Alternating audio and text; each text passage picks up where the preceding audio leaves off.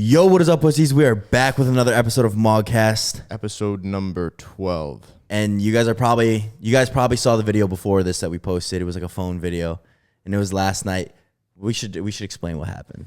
Yeah, so we got home from the gym, and we didn't really even remember that we had to do a podcast until it was like midday Thursday, which basically happens every time. But then we got home from the gym, we showered, we chilled out. And we wanted this one to be our girlfriends because we have Hannah here.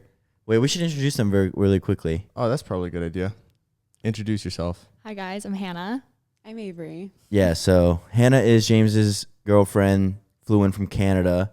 So that was what, 2 days, Tuesday or Monday? Monday. Yeah, so that was Monday. We should have done it like Tuesday night.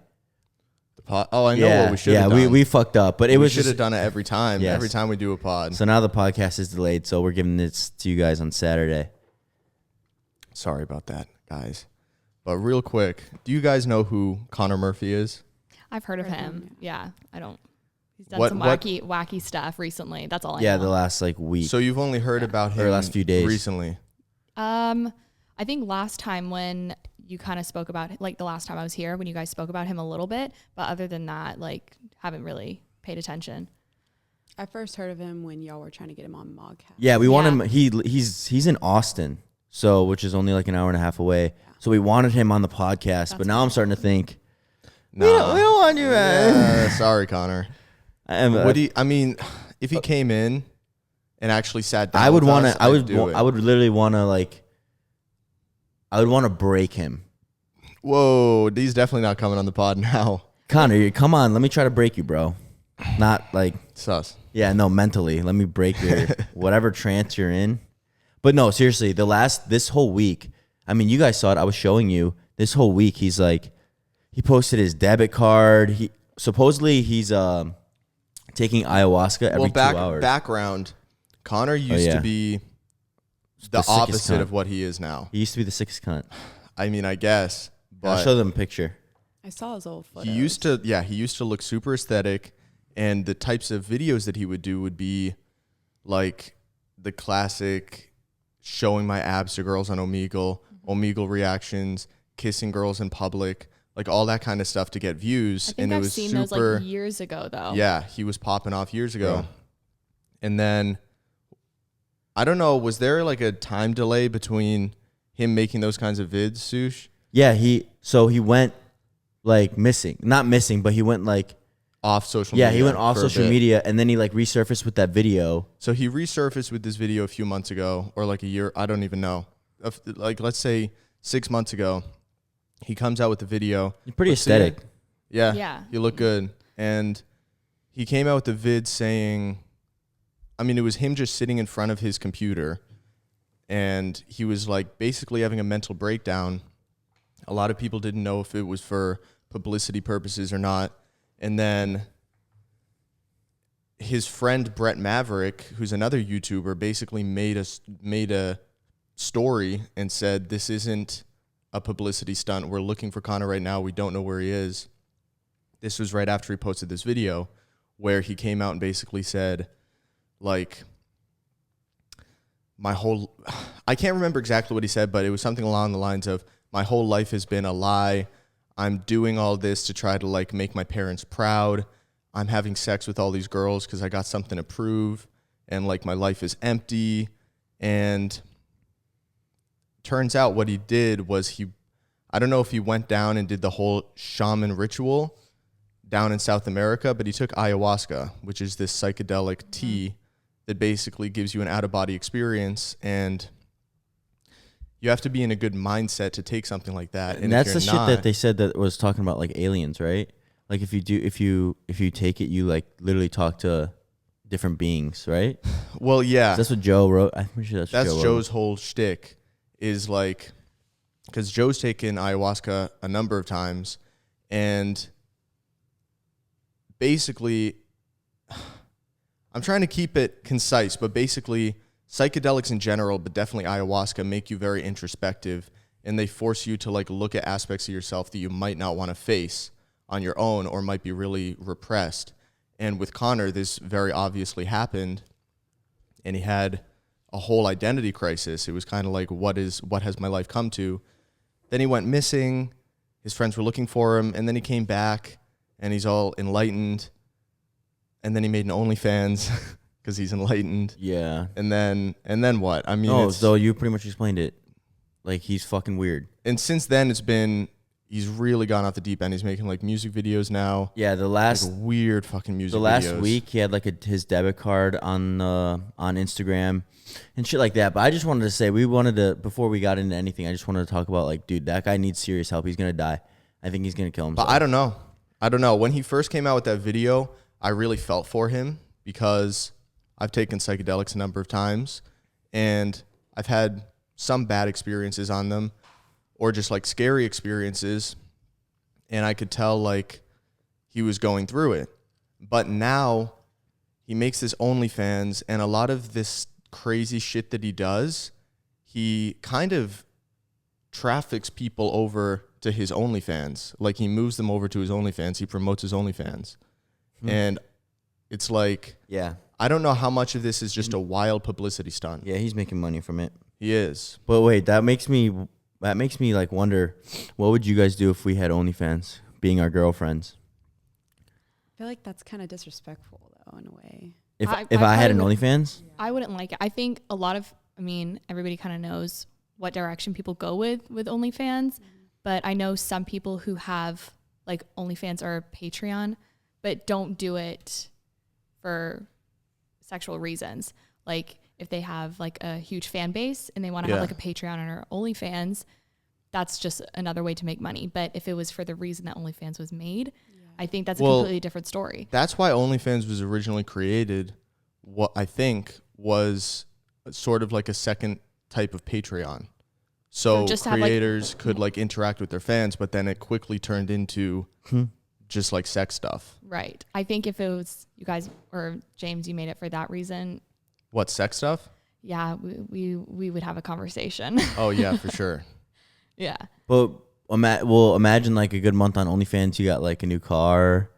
You got the red bottoms. Right. Like, But then in that case, That's essentially selling your soul though for money. right. But then you have to look at your morals and how much you're willing to actually sell yourself for money. Like, how much is money really worth it? How much is it? Like, there's so many other ways you can make money. This is just a fast way. Yeah. Is it really worth that when you already know that eventually you're going to make that kind of money?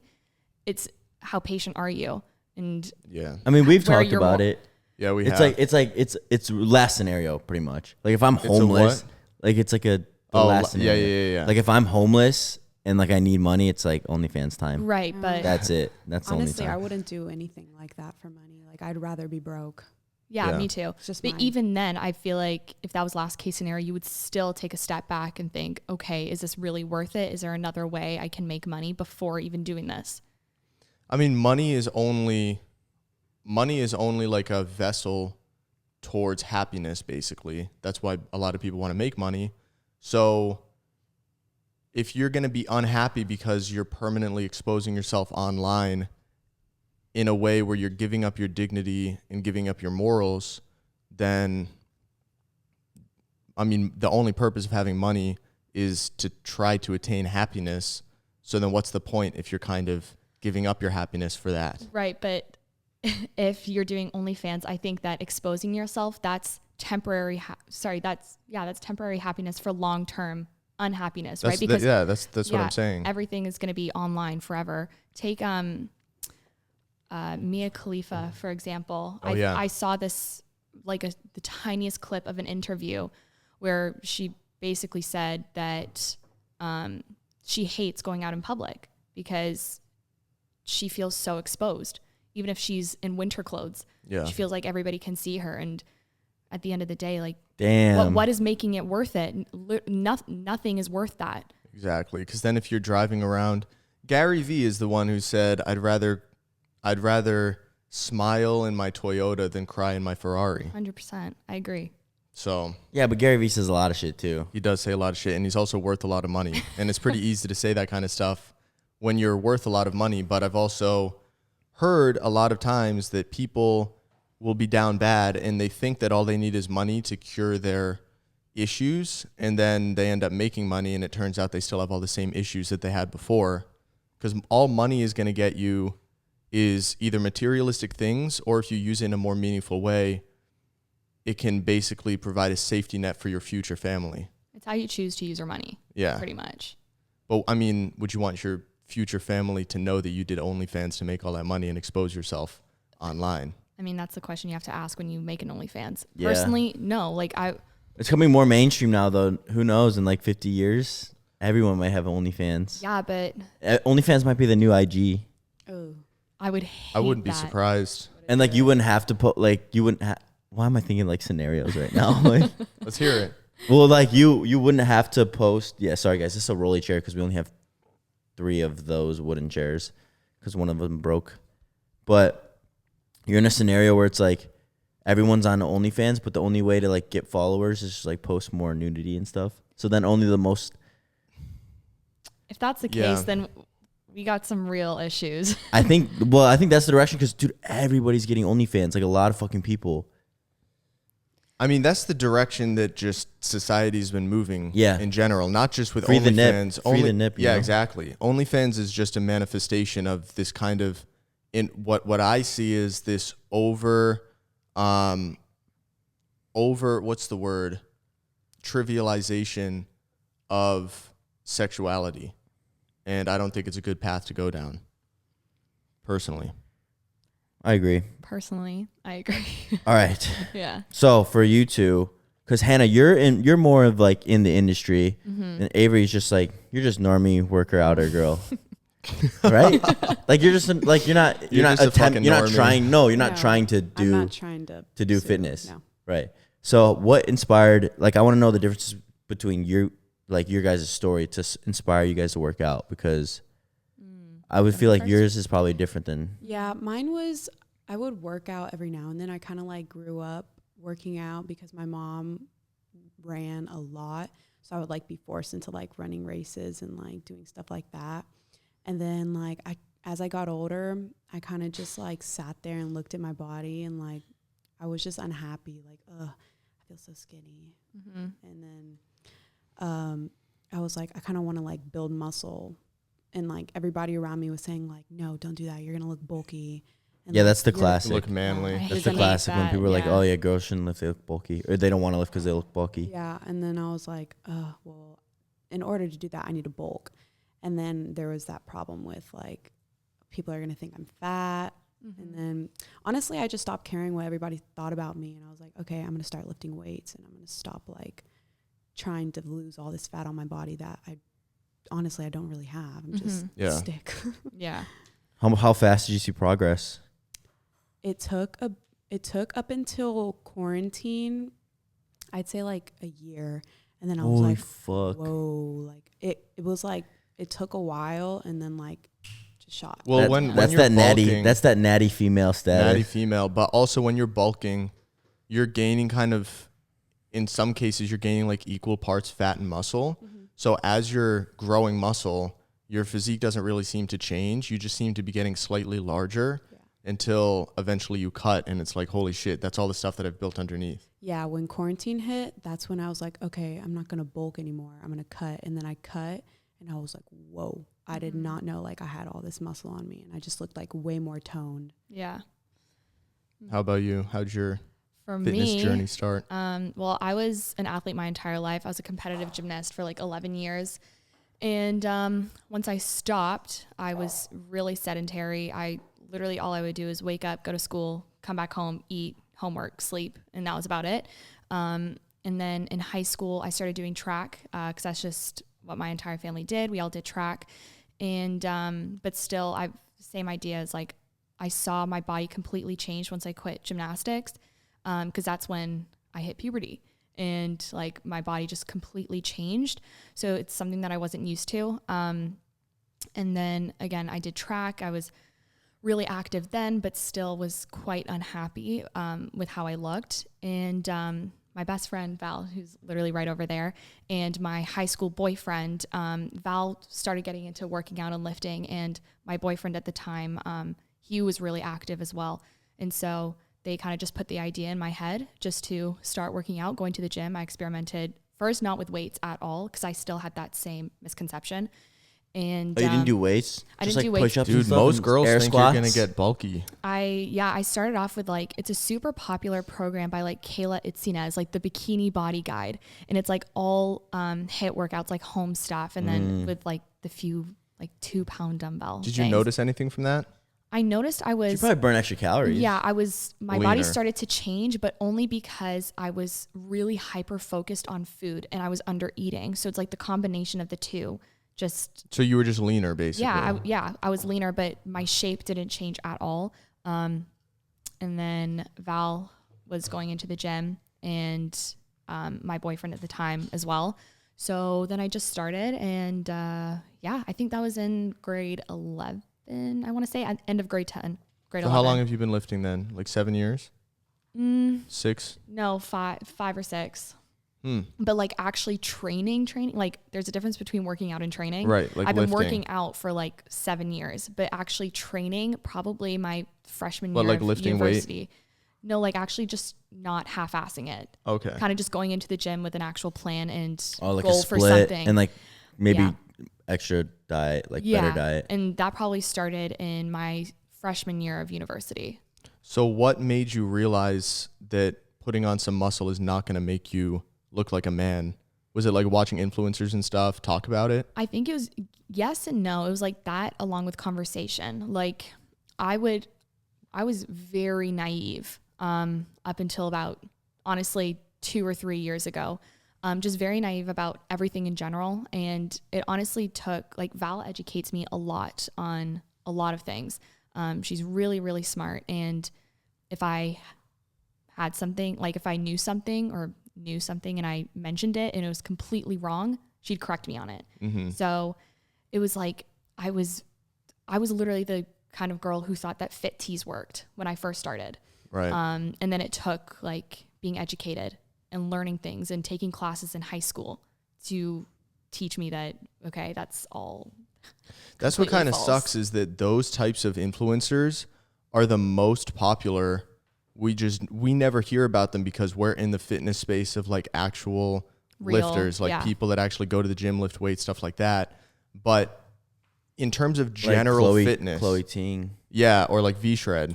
In Yeah. terms of just general overall fitness, those are the top influencers that we never hear about because they're not really big in terms of like Instagram, YouTube videos, posts and stuff like that. But in terms of Facebook ads, targeting like new lifters, like people that are just getting into fitness, those are going to be, dude, when I was first getting into fitness, one of the first people I saw was Mike Chang, Six Pack Shortcuts. You've probably never heard of him. I've never heard of him. Yeah, because you just started like 2 years ago. Yeah, 2.5 years. But back in like 2014, 2015, Mike Chang was this guy. Dude, I remember I used to have conversations at school with my other friends who were into like fitness, and they'd be like, bro, did you see Mike Chang's new exercise? You put like a towel on the ground and then you like push it out like this. It's so good for your chest, bro. And it's because like obviously social media's algorithms can see what kind of content you're into. And if they can tell that you're a new lifter, they're going to promote the basic bitch fit tees and like stomach, like you put tea in the fucking stomach thing and then you put that on your stomach and it burns fat. Or if you're a guy, they're going to promote like V-Shred, or back then it was Mike Chang. And it would just be these weird, like put towel on the ground and do push-ups, those kinds of workouts. And it's not until you actually get into fitness and you start seeing new influencers that just breaks down completely. Mm-hmm. But I think it's a hard pill to swallow when you first start working out or lifting, right? Because I've always said like simplicity with everything, like keep it simple.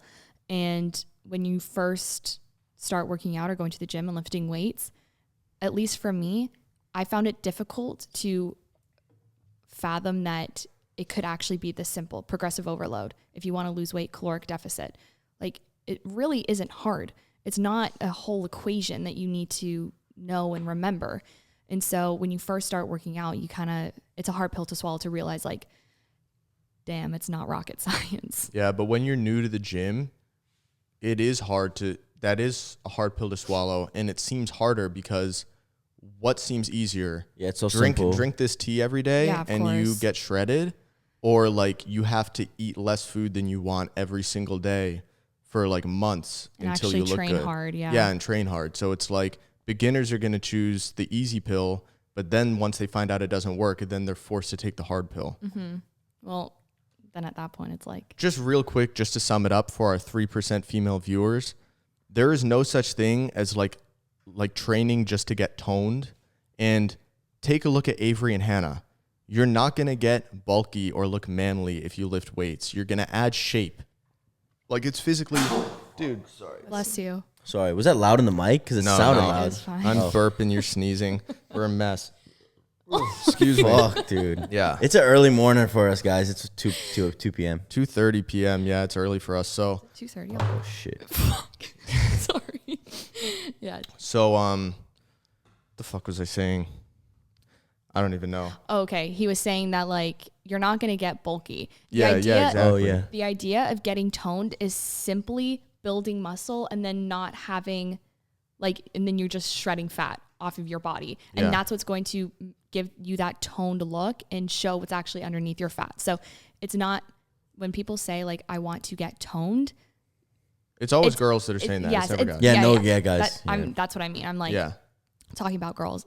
When you say you want to get toned, all you're saying is you want to build muscle, but you just haven't learned that yet.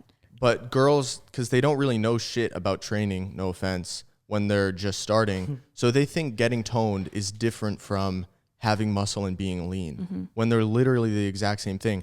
And look at natural guys that have like 20 times higher test. There's a lot of natural guys that bust their ass in the gym and they don't even look bulky, So if you're a girl, you can bust your ass for decades naturally, trying to look manly or trying to get bulky, and you Impossible. won't. So lift as hard as you want. That's going to be the best method. But the next subject. Wait, bro. That reminded me. Right here. Oops. Oh, yeah. Yo, really quick, because this isn't about them. How do I even say this? Brad, what the fuck, man? Yeah, Bradley Martin. Well, we don't know for sure if he posted a video With Noel. with Noel, and honestly, the video was super low quality. It was probably took him 15 minutes out of his day to film it, but whatever. He just had to post something. But yeah, so I guess he was like, he had Noel in there, and he was like, yeah, I don't know if you guys have seen her. Maybe you've seen her on other shittier fitness videos. No, he He said said she's collabed with. No, he said in the first minute of the video, just so everyone knows. It's 55 seconds. I put in the chat. Yeah, 55 seconds into the vid. Oh, she's collabed with some good fitness influencers, and then she's collabed with some really shitty ones. Jump cut. Yeah, I'm just joking, guys. the I'm clip just cut. making jokes. The clip cut, so I'm assuming he said something, and then it went back to the thing, and he was like, just jokes, all love, whatever. I don't know if that's about us, if it is. Well, not about me. Yeah, It'll be yeah. about you. Yeah, I don't know if that's about me. I'm not I part know, of this, yeah. but I will roast you, Brad, because what the fuck, we know, man? I know. There's only so many people it can be. I Now know. that you broke it down for me. Yeah, and I know that your manager, Steve, Not a huge fan. yeah, you guys aren't a huge fan of me. So, it's just kind of like, bro, come on, What really? the fuck? I even saw in the chat, bro, because he was premiering it with like 650 viewers, and I saw it in the chat. They were like, "Sush getting called out." Yeah. And people were commenting in the chat too, being like, Sue's shaking his head right now. Yeah, Like commenting on the vid. But Brad, Alas. come on, bro. How old is he? Like 35 or something? Yeah, no, I think he's younger. He's younger. Or like 30? Yeah, something like that. Getting into all this TikTok beef. You got to grow up, man. You need some ayahuasca. All right, but He's a reality check. what's this little thing you're hitting right here? Yeah, this is so. Guys, don't worry, I'm not back on the nicotine. This is Delta 8 legal. Yo, whoever told me about it or told us about it in the when we were talking about It was our everyone. experience, It was literally everyone. Everyone was saying try Delta 8, try Delta 8. This shit is legal if you're 21 and In Texas, out of all places. in Texas, and it doesn't get you baked, but like it'll get you pretty high and without the anxiety. So just kind of like a chill thing. Yeah. So And it's- basically, because we talked about in, I think, episode 5, we were basically talking about how weed affects us pretty negatively, and everyone was commenting Delta 8. Like, literally half the comments, Delta 8, Delta 8, Delta 8. So we went out and got some gummies from a smoke shop, and it's Well, literally... you had a gummy, right? Yeah. You had half of one, like Yeah. 10 milligrams of Delta 8, Yeah. and you got high. It was, yeah, but But it it's was, more mellow, right? Yes, it was like usually I get anxiety if I had smoked in like years ago, and I stopped because I just didn't like it. And then like I took that and I was like, okay, this isn't like, I'm not anxious. Yeah, or you're I'm just not, way more like- chill. Then we went to Kroger and got ice cream. Yeah, Halo Top. Yeah. Yeah, but all I've noticed is that for me with Delta 8, I never get any sort of anxiety or paranoia, but every other effect of THC is there. So it's basically perfect. Like and I don't know why it's legal though, because it's literally the same molecule, just very slightly changed. It's like SARMs. Yeah. It's like SARMs. But I'm like, worried the more people publicize it, then like the old gray heads up at the top are going to catch on, and then they're going to ban it. And then it's going to have to be Delta 7. Or maybe this is just like a ploy for people to get their hands on weed. Just That's what I'm saying. Oh, true. Yeah. I don't know. But yeah, that was just our little intermission. Dude, I was going to say something when you guys were talking. What were we talking about? Like, about bulky, right? Yeah. Girls getting bulky. Girls. You've been hitting that little thing too much No, before I this know. podcast. No, but I'm trying to think what I was going to say. But You just threw it out there. You were like, bro, I was going to say something. Do you guys remember? No, Like, no. If they remembered what they were talking about, because I was going to say something Toned after. and bulky. Yeah, but I totally Okay. I forget. All right. Damn, R.I.P. So then what do you guys like prefer in a guy? Toned or bulky. Yeah, because you guys have been into fitness. You're obviously going to be a little more biased than most women in terms of what you prefer in a guy. So do you prefer, if a guy lifts and looks great, okay, Zach Jennings, perfect example, because he looked insane when he was shredded, but he also looks insane when he's bulked. But Right. he's probably an example of like the biggest The dynamic bulkiest range bulk versus and the shreddiest shred. Yeah, exactly. But he was saying, actually, I don't want to bias your answer, Right. so I want to hear. Personally, I mean, ask like the average girl who maybe doesn't go to the gym, it's going to be a completely different answer. For me personally, I prefer like somebody who obviously works out, obviously lifts weights, like more on the Not a The bi- the not bigger a size. DL. Like you can tell. yeah. Like Okay, you can but tell. with me, I'm not your type. you all. but bulked versus shredded, I would say a happy medium. Yeah. Like I can't. Okay, but that's if you the same can't for most choose, girls. if you can't choose, if I can't choose, shit. then Yeah. shredded. yeah, okay, Personally. okay. Shredded. Yeah. I'd say it would be the Damn. opposite for me with you. Okay, but If that's I- different. You've seen me stage lean like. Okay, well, when we're saying tiny. shredded, we're not saying like my level shredded. I'm talking about stage ready. Stage ready versus me bulked. Which one do you prefer? Okay, give me an idea. What was your bulked physique? Nah, You saw because my you bulk. never really had a bulk physique, Yeah. bro. That's true. You- but you never had a there bulk were a physique. couple days where I looked a little watery. Come on. Maybe, yeah. I got maybe- up to, like, maybe in the 200. face, bro. Okay, but Yeah. okay, if we're talking That's the biggest thing. Okay, go Okay, on. if we're talking like show day lean versus Me bulked. You were there when I was bulking. okay, then probably bulked. But your bulked isn't bulked. Just tell me it's bulked, okay? It is bulked. literally just said bulked. It's not bulked. It is. Fuck. But no. I said bulked because like when you bulk, you don't get like it's not overwhelming. You don't. Okay, would you rather have Zach? would you rather Shout have out Zach. Yeah, shout out Zach. Zach Jennings bulked. You've seen what he looks like. Right. Water buffalo versus Zach Jennings shredded, but stage ready shredded. All right, Zach. I'm just gonna say stage ready. Damn. Because You saw Zach in real life, right? Yeah, I saw Zach while he was bulked. In person. how do you look? Yeah. I didn't see his stomach a lot, but he didn't look exactly like, like lean. So he looked good. He looked huge, but like I would prefer him to be like A little shredded. leaner. Yeah, a But little leaner. also shout out to Zach because like he's going for his pro card. How old is he? 18, 19? No, I think he's 20 Or now. 20, Oh, 20, 20. Sorry, Zach. Damn. Well, I met Zach, Imagine like, him 2 looking years like that at 18 years old. It would be fucking like, Well, Good dude, for he did his him. show when he was 18, 19. right? No, 19. Oh. Like think. he's so committed to it. Like as soon as he finishes the show, he goes straight into his building phase. Like I gotta give him Yes. props Well, because I mean- that's hard. It's hard to go from like that body fat percentage to just sucking it up and just going like balls to the wall. Well, he bulking. gained 40 pounds in a week after his show, so he did not reverse properly. Ouch. Because after your That show, sounds painful. Well, dude, we had him on here. He said he was miserable. I remember. Yeah, it just sounds his painful. peak week was like 1,100 calories, I think. Yeah. Yeah, that was around what mine was. Yeah, that's But he's 6 I know, foot exactly, and like exactly. a million pounds. Like, it just sounds painful. But after you did your show, you had to reverse over the course of what, like 6 weeks? Yeah, but I struggled. Yeah, I know. I struggled a lot because right after my show is when quarantine hit and, C word happened. So literally gyms all closed. That's when everybody was going crazy, going to the grocery stores, bulking on snacks and food and whatever Toilet it was. paper. Yeah, literally. I know. And I was at home. I was at my cottage. I had no gym. All gym equipment was being sold and everything was out of stock. And do you remember the prices for gym equipment when people were it was reselling unreal. it? People were so selling expensive. weights for like $400. I know, but for like a 45-pound plate. When I was attempting, I think I did a lot better with my reverse than I'm giving myself credit for, only because given the circumstances, it was really difficult. But I remember you were saying that like you would go into the pantry and just have peanut butter. Yeah. Mine was Nutella.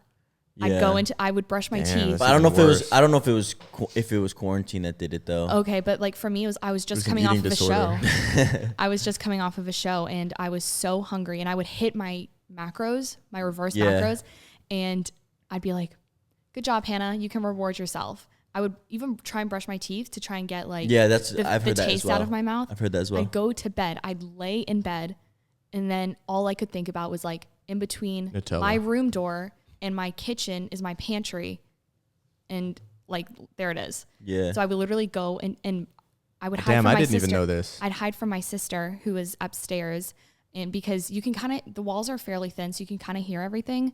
So I would go into the pantry and I'd close the door and I'd make sure all the kitchen lights were off. Only the pantry light was on, and I'd go in and I'd take a big spoon of Nutella and I'd close the cap. I'd go by the sink. I'd finish that. I'd be like, okay, that's all I need. Yeah. And then I'd put it in the dishwasher. That's literally how it was, and then I'd be bro. like, okay, well, there are like 10 more clean spoons in the drawer. Grab So you another take one. more. That's some drug addict shit. But it was, That's it what was, drug addicts yeah, do. Make lit. sure all the lights are off, close the pantry. No, because quietly. dude, you're low key embarrassed, like, because you it's don't Yeah, no, so I know. It's Yeah, so I was embarrassing. embarrassed. And like, I'm like literally Val's over there listening to this, but Val and I, she understands because Val's a competitor as well. And so I wanted to talk to somebody that could relate, but it was also embarrassing because you want to be that person that defeats post show, and you don't gain all this weight back. I have a fairly fast metabolism and I did fairly well given the circumstances. It didn't happen every night.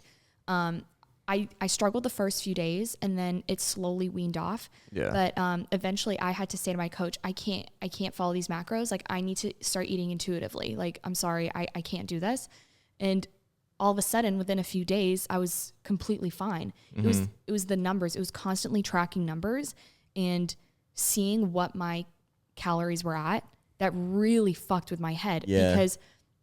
And then once I started eating intuitively, I was really listening to my body and I wasn't so hyper focused on food that it just completely changed. But it was so embarrassing. I'd even go to Val. I'd talk to James about it a little bit. But I didn't understand You because didn't I'd never been in a show. But I talked to Val about it and we would have like FaceTime calls or just sit downs and I would vent and she would listen and then she'd give me advice. And then because I knew she understood, because Val, like you've had some pretty hard reverses. And so I knew she would get it, but shit's hard. Yeah, no, that's literally how I was. It's like looking at everything as a fucking number. Yeah. Yeah. And like now I'm completely fine. And I think going into my next show, it'll be completely different. And my post show, only because the circumstances will be different. Yeah. Because now, like, I don't think we're going to go back into another lockdown. I just don't see that happening. Not if you stay in Texas. I mean, yeah, it depends on when I do a show. Anyways, but yeah, I think the circumstances would be completely different. Plus mentally, it's just a lot of mental strength. Do you think that the first week of reversing was harder than the last week of prep? Yes. Be honest. Yes. 100%? Yes. Damn. Because Yeah, it's like you can eat, but you can't. your last week of prep, yeah, exactly. You're like focused on the stage. You don't have a date or a goal that you need to work towards. Whereas the last week of prep, you are so close. Like you don't. Okay, You're probably most motivated in the last week of prep, even though the motivation is the lowest. Exactly. The best way I can describe it is that on prep, I wouldn't crave food. I would appreciate it. So I would go to the bakery section of the grocery store and I would look at, my favorite, everybody knows I freaking love Oreos. So I would look at like an Oreo cupcake and I wouldn't crave it. I'd just look at it and I'd just be like, you know what? That looks so good. I appreciate it. And I know that sounds so dumb, but it's like, you don't crave anything because one, you haven't tasted it in so long. So it's like nothing is triggering that.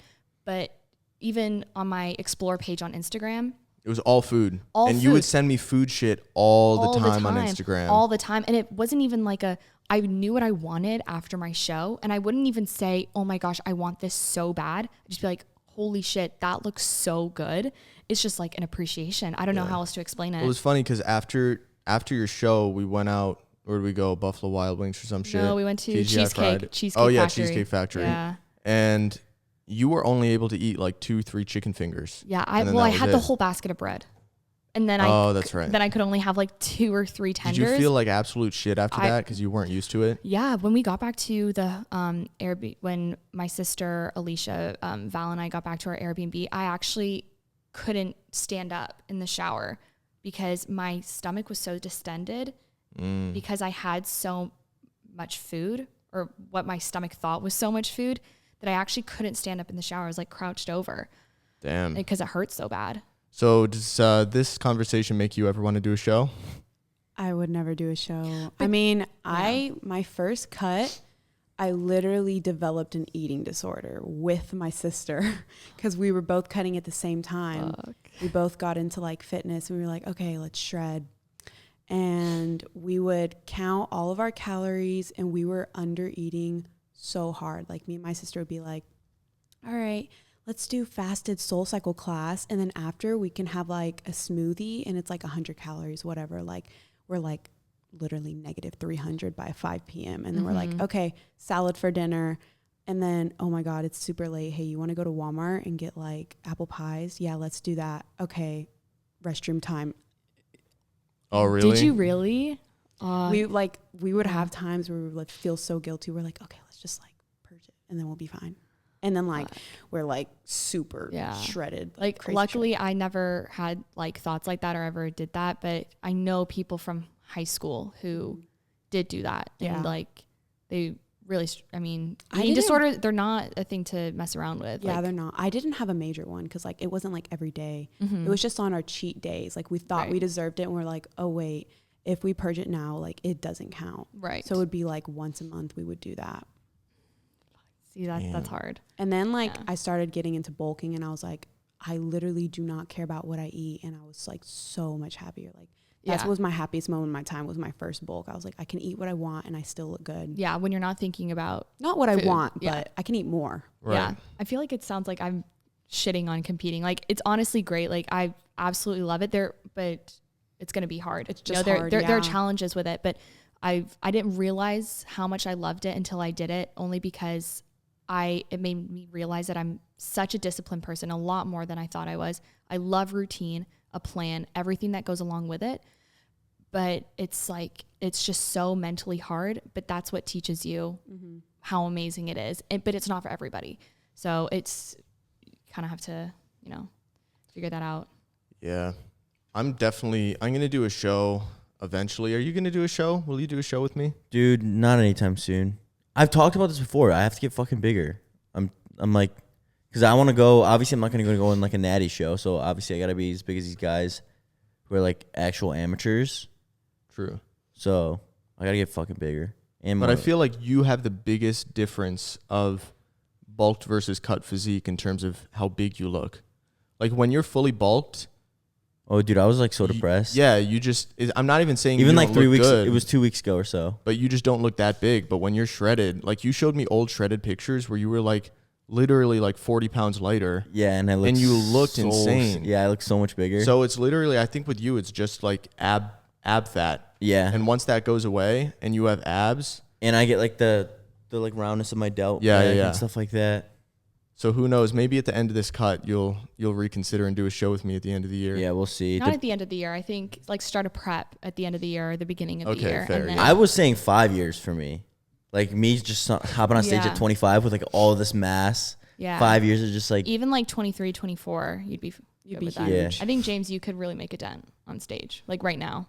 Yeah. If you started prep. For me, and I've talked about this before, it's like when it's funny because when I smoke weed, even this Delta 8, it makes me like more introspective. And yesterday when I smoked, I was thinking, damn, like I probably look like a freak to like 99% of people, but I just surround myself with other people who are in this space who also look like freaks. who also look like Yeah. freaks or girls that are into that look. Like you've never told me, James, you look too big Right. or like slow it down or whatever. So when I surround myself with those kinds of people, I just think it's normal. But then when I get high and kind of just like reflect, I'm like, holy shit, I just look, I don't look right. yeah. Not even in a bad way, Yeah. but just like I don't look normal. But But what's No, normal that's not gonna anymore? slow No, me that's down. no, that's dude, that's so true because sometimes I'll be discouraged. I'll be like, damn, I don't even look that sick or whatever. But then I just go to the Go to gym. Kroger. I go to the gym. No hate on like anyone ever at the gym, but like I'm pretty like fucking big. yeah, I'm a decent sized guy, so it's like I don't know. Mm-hmm. No, That's like, you definitely look big. It's literally just when you take your shirt off because you still have like that wateriness going on. It's just it's a complete optical illusion.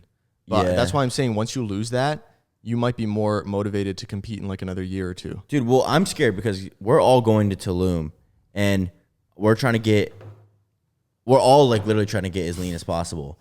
And with me, I'm like, fuck, am I gonna make it in 8 weeks or 9 weeks? So I don't know. We might have to. Well, I started my cut May 1st, and all I did for the cut was kind of just like, because when I was trying to bulk, I know my bulk was a fucking joke because I looked shredded by the end of it, but I think that's just because I always kind of have lean abs. I definitely put on some fat, and I could really tell in my face, and I still have it in my face, but when I literally had to shovel food into my mouth when I really didn't want to. I would like finish my meals for the day, and then I would have to come out and make like 7 eggs plus protein pancakes plus like a sugary drink after I thought that I was already done for the day, and I just had to force it down my throat. So when I started the cut, I was doing it intuitively, which I still am. yeah. But I just thought, oh, okay, I'll just like cut out sugary drinks and just eat the kind of food Sush eats. Like I'll eat like the low-cal label stuff. And I literally lost 7 pounds in 2 days. And it was just like water and fat just coming off me so fast.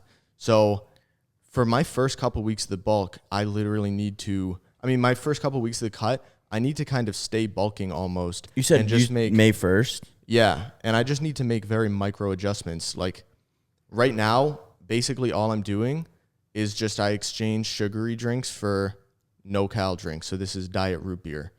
And that's all I can do for the first 2 weeks, and that's going to probably cut, I'd say 300 calories out of every day. But what I was doing before, like when I started the cut, I probably went into a 1,000-calorie deficit. Yeah, but without that's meaning to. But like I don't want to do that, and no one should, because like when you do that, then when you're like 6 weeks in and you're trying to get leaner, you're not Yeah, going to be able to get leaner. exactly. So that's So- why I have to go slow. But at the same time, it's like fuck if I go That's how too everybody slow. has to do it. Yeah. But James just Well, didn't because- know. You knew, but you just didn't know how much you were cutting out at the time. Yes, because for me, I was using my hunger as a gauge of like how much am I cutting. And since I have a naturally low appetite, I wasn't really that hungry when I started cutting. So I figured like, oh, I can't be losing that much weight. But turns out I was 7 pounds in 2 days. So I had to like up the calories. And it feels so weird to eat like greasy, fatty foods while I'm trying to cut. But that's the way to do it.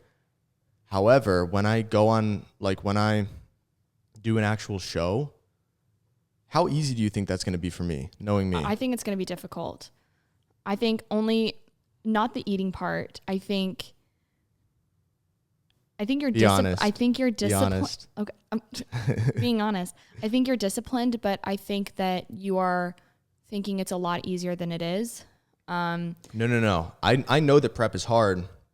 It's just a lot of the people that I've encountered who have done preps have a naturally high appetite. And the first thing they complain about is like wanting to eat more food. But with me, I can get pretty fucking shredded before I start getting hungry. But so can I. I have a fairly low appetite as well, and I struggle towards the end of it. And the thing is, you also have to incorporate cardio, and you don't. Do you though? You don't enjoy cardio. I mean, I don't. Yeah, you do. It depends on each person. It's gonna change. Like he probably wouldn't have to do cardio, honestly. Yeah, because all cardio your appetite does is you're already eating so like you wouldn't mind eating 300 less. Okay, do a prep and let me know. Okay. Let me know I'll what let you know think, in because like 9 months. you would think that I wouldn't need to do cardio either. I was getting up to 60 minutes a day. All cardio does is allows you to eat more food, because and that's what I'm saying. Cardio burns calories. But if I'm already like Val's you were over saying, there shaking her head. If I'm not eating a lot of food because I'm just naturally not that hungry, then why would I want to burn more calories and go into an even greater deficit? Listen, Val's over there shaking her head. She's a lot more educated I'm gonna fucking prove you guys wrong. Okay, well, she's a lot more educated on this than any of us are. So prep with no cardio. So one day, Val's gonna sit down with both of you and lay it all out. All right, now we got the shit in the bag. But we posted some questions on our story, and we actually got some pretty good. Or we posted, "What do you guys want to know?" And we got some pretty good responses really quickly. So, what are some things that we do that are your guys' pet peeves? So you with Sush, and then you, Hannah, with me. What are things that we do that we really need to change? I want to say something real quick. I just realized that, dude, what we're doing right now, we're literally giving you guys, we have no private life, if you think about it. Because now this is like the last step in them knowing everything about like how our girlfriends like what we think of you guys. See us, that we have like this is the last thing that they needed to know. We have almost zero social life, or personal life. Yeah, for the most part. So I just want to say, it was like we're laying it all out here. So do you want to go first? We totally forgot to plug our sponsor.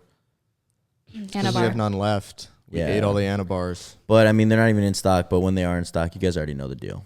Come on. Code MOG. But anyway, back to the question. Yeah. Well, it's kind of hard for me because we've only been together for a month. Yeah, but we've been seeing each other for like 3 months. But I don't know, like we've gotten pretty comfortable, but there's not a specific thing where I'm like, oh my gosh, like if there's something that you're doing that's annoying me, like I'm going to tell you like right there. But I think. Well, you got to say something because Hannah has a whole list that she's about to roll out. Yeah. I know. How there's long got to have be we been something together, like that 2 years? Yeah. No, we've been together like a year. And Since like December 2019, right? Yeah. Or was it January 2020? No. Oh, December. actually, I do have something. Go. I think that one thing that just annoys me is, I mean, it's not his fault. I've never heard this, so. No, you have. I mean, it's not his fault. Like I've told him recently, but he eats 3/4 of his food and he waits till midnight. So I'm like, okay, let's go to bed. I have 2,000 calories. I'm like, oh my gosh. So I'm like making him food. He's making himself food and like just stuffs it all at night. And I'm just like, I just want to go to sleep.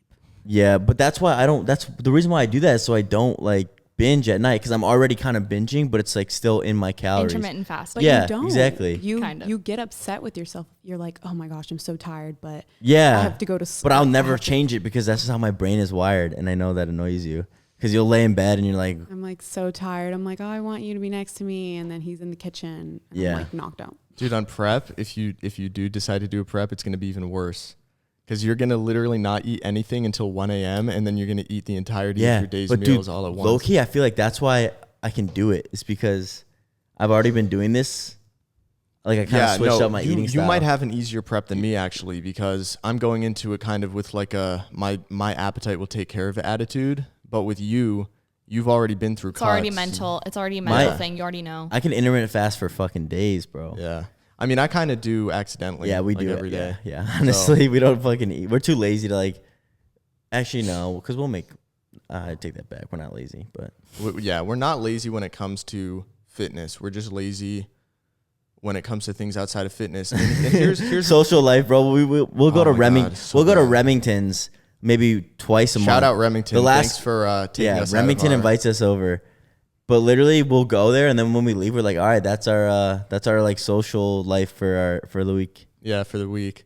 But Just talking to people outside. Of I fitness. think the reason that we have an issue with laziness is literally because of when we go to the gym. So we go to the gym at like, let's say 7 p.m. But think about it. Basically, the entire day, you're looking forward to the gym. So you're like planning your meals around it. Then like you gotta get changed and stuff, and you're kind of putting off like, oh, I've got to do blah, blah, blah, but I'm going to wait until after the gym because I got to get ready for the gym. And then the more the gym gets delayed, it gets delayed from like 4 to like 5 to 6. And then you go and then you come back and it's like 9 p.m. at that point. And now it's time to chill and like get ready for bed. And you're not really motivated to like do stuff. Yeah. So I think Train early. I think We if need we to can train start early. going like actually at 3 p.m. every day, I agree. then we'll have can't. a whole half day ahead of us to do shit.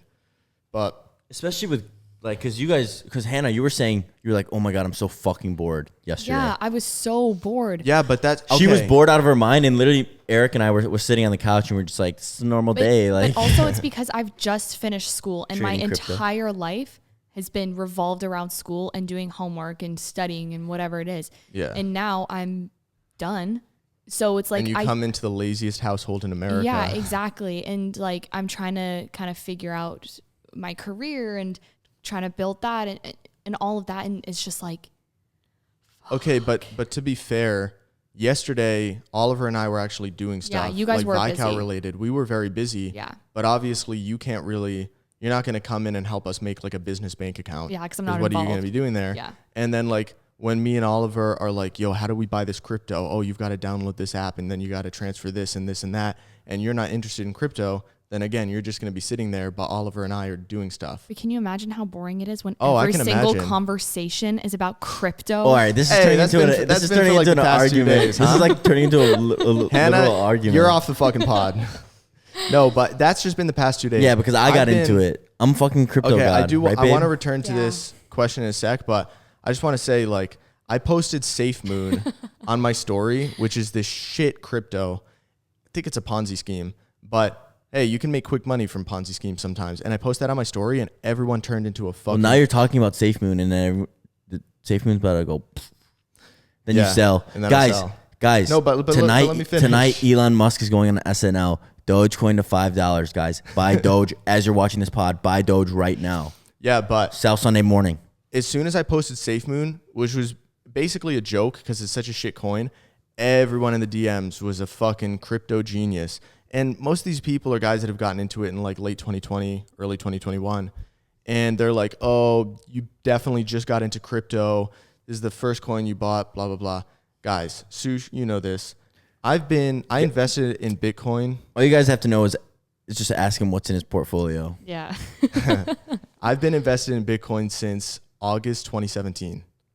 So go check the price of Bitcoin at that point. Go check And that then- shit. And then check, because I got into I probably bought 30 or 40 coins from August 2017 until January 2018. And that's when the massive crash happened. And I never sold a dime because I had faith. Wait, you And they have all 30 came back. you have 30 Bitcoin?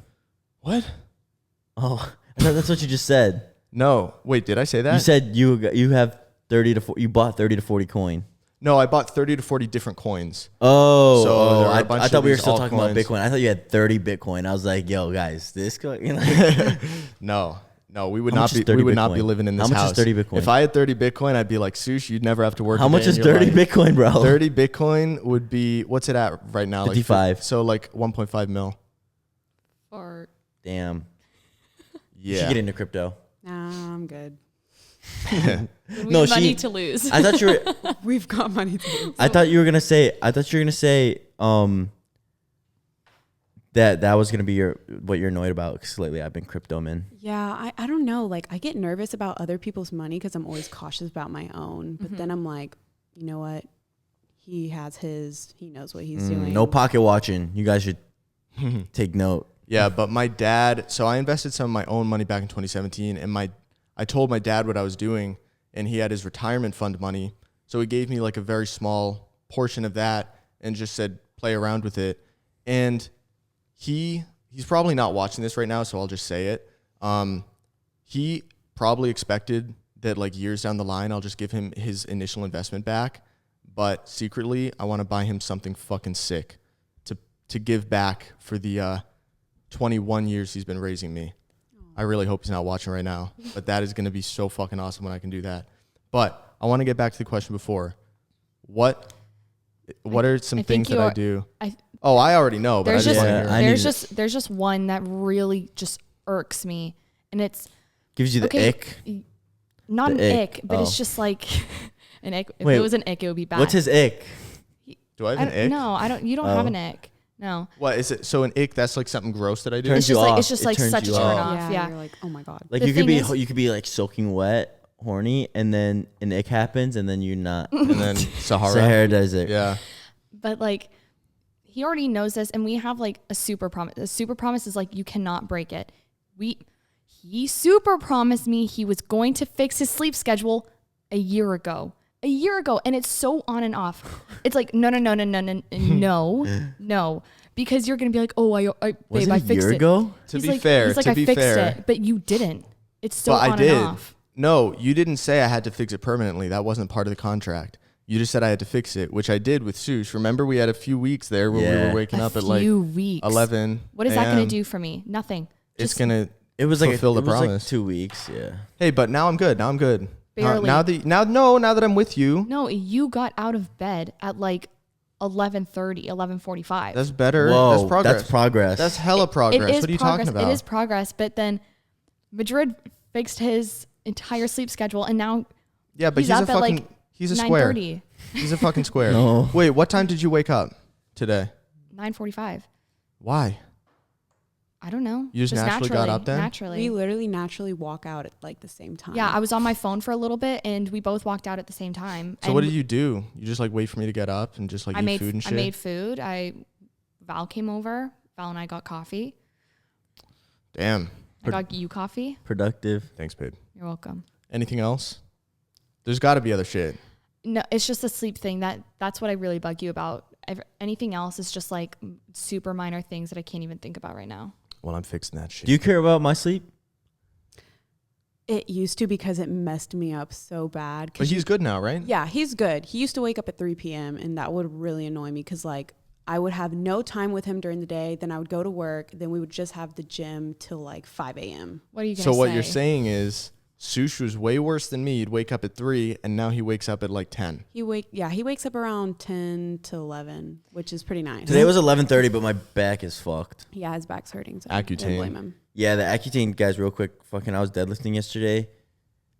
I literally couldn't walk. Well, I could walk, obviously. No more deadlifts or squats for you while you're on Accutane. So bad, which is unfortunate. I couldn't sleep because I was like rolling over and shit because my back was hurting. But okay. So on a brighter note, wait, do you have an ick for me? No, I don't have a nick for you. I've seen some weird ones where it's like their back of their head. And I go through them on TikTok. Like they're like, this is a nick. And I'm like trying to think like, would I have a nick if he did that? But I wouldn't. I don't have like, how is someone's back of the head an ick? And that one had like 1 million likes.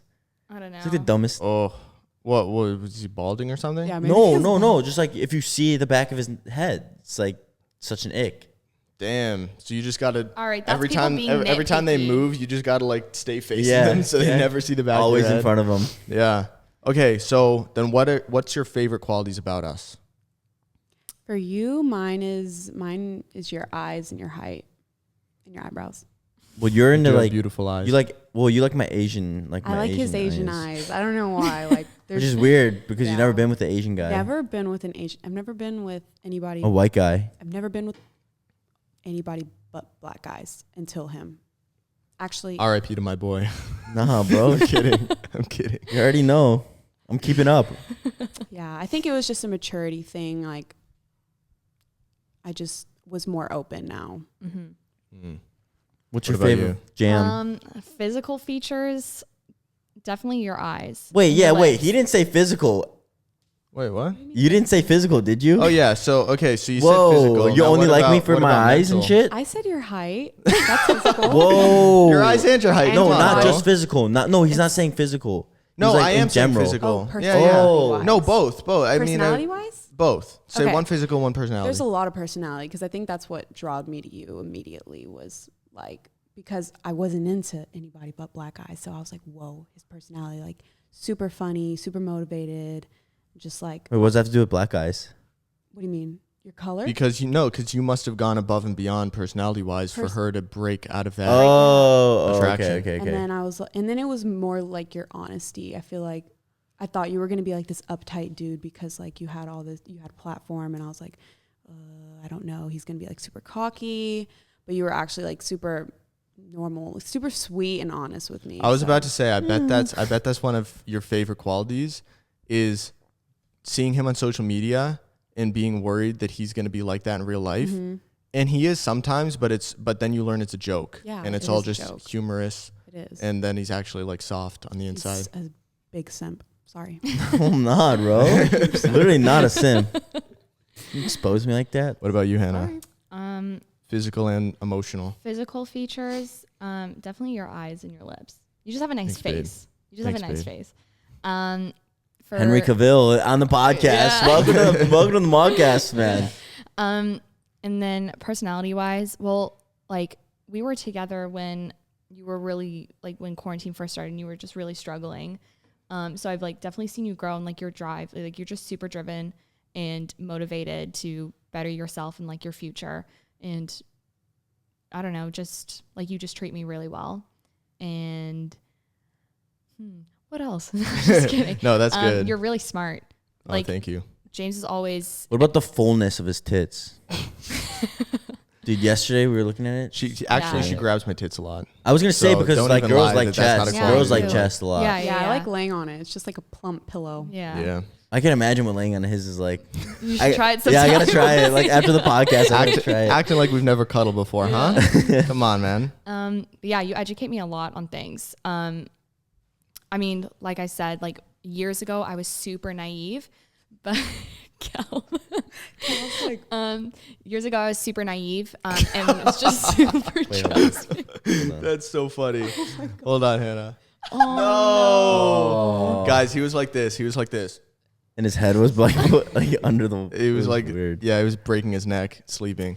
Wait, but you were naive and what? Yeah, years ago I was just super naive and really trusting. So anybody I met, I'd automatically trust versus kind of being a little bit skeptical and them giving me a reason to trust them. So, you know, since James and I have been together, he's really just helped me. He's just educated me on a lot of things, and I've definitely matured and, you know, just. You're a different person for Yeah, sure. I'm I mean, you're the same person, but it's a 180. you went from a girl to a woman. You know what I mean? Yeah. And like, I think Val over there, like she can completely agree that just from 2 years ago, I'm just a completely different person. And like for the better, of course, I'm just really happy with who I am now.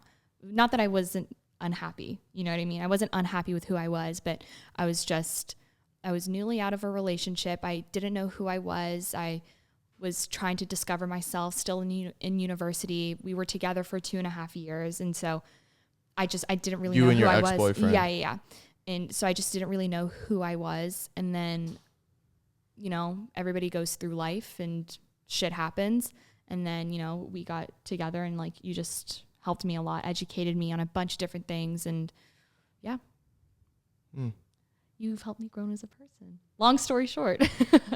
And you were like kickstart the fitness for her, right? Or were you doing fitness before or no? Well, I was like working out and stuff, but I didn't know what I wanted to do. I was, you know, my degree, I've got my, what I got my bachelor's degree in English literature. I was really good at it in high school, really good at it in university, really hard degree, but just didn't know what I wanted to do. It's a really broad degree, so I can apply it to so many different fields of employment. But when we got together, because we started talking, but then we didn't date for like we started talking like May 2019. Yeah. And then we didn't date until December 2019. Yeah. So at that point, like I just didn't, you were already halfway done with college by the time we started even talking. Yeah.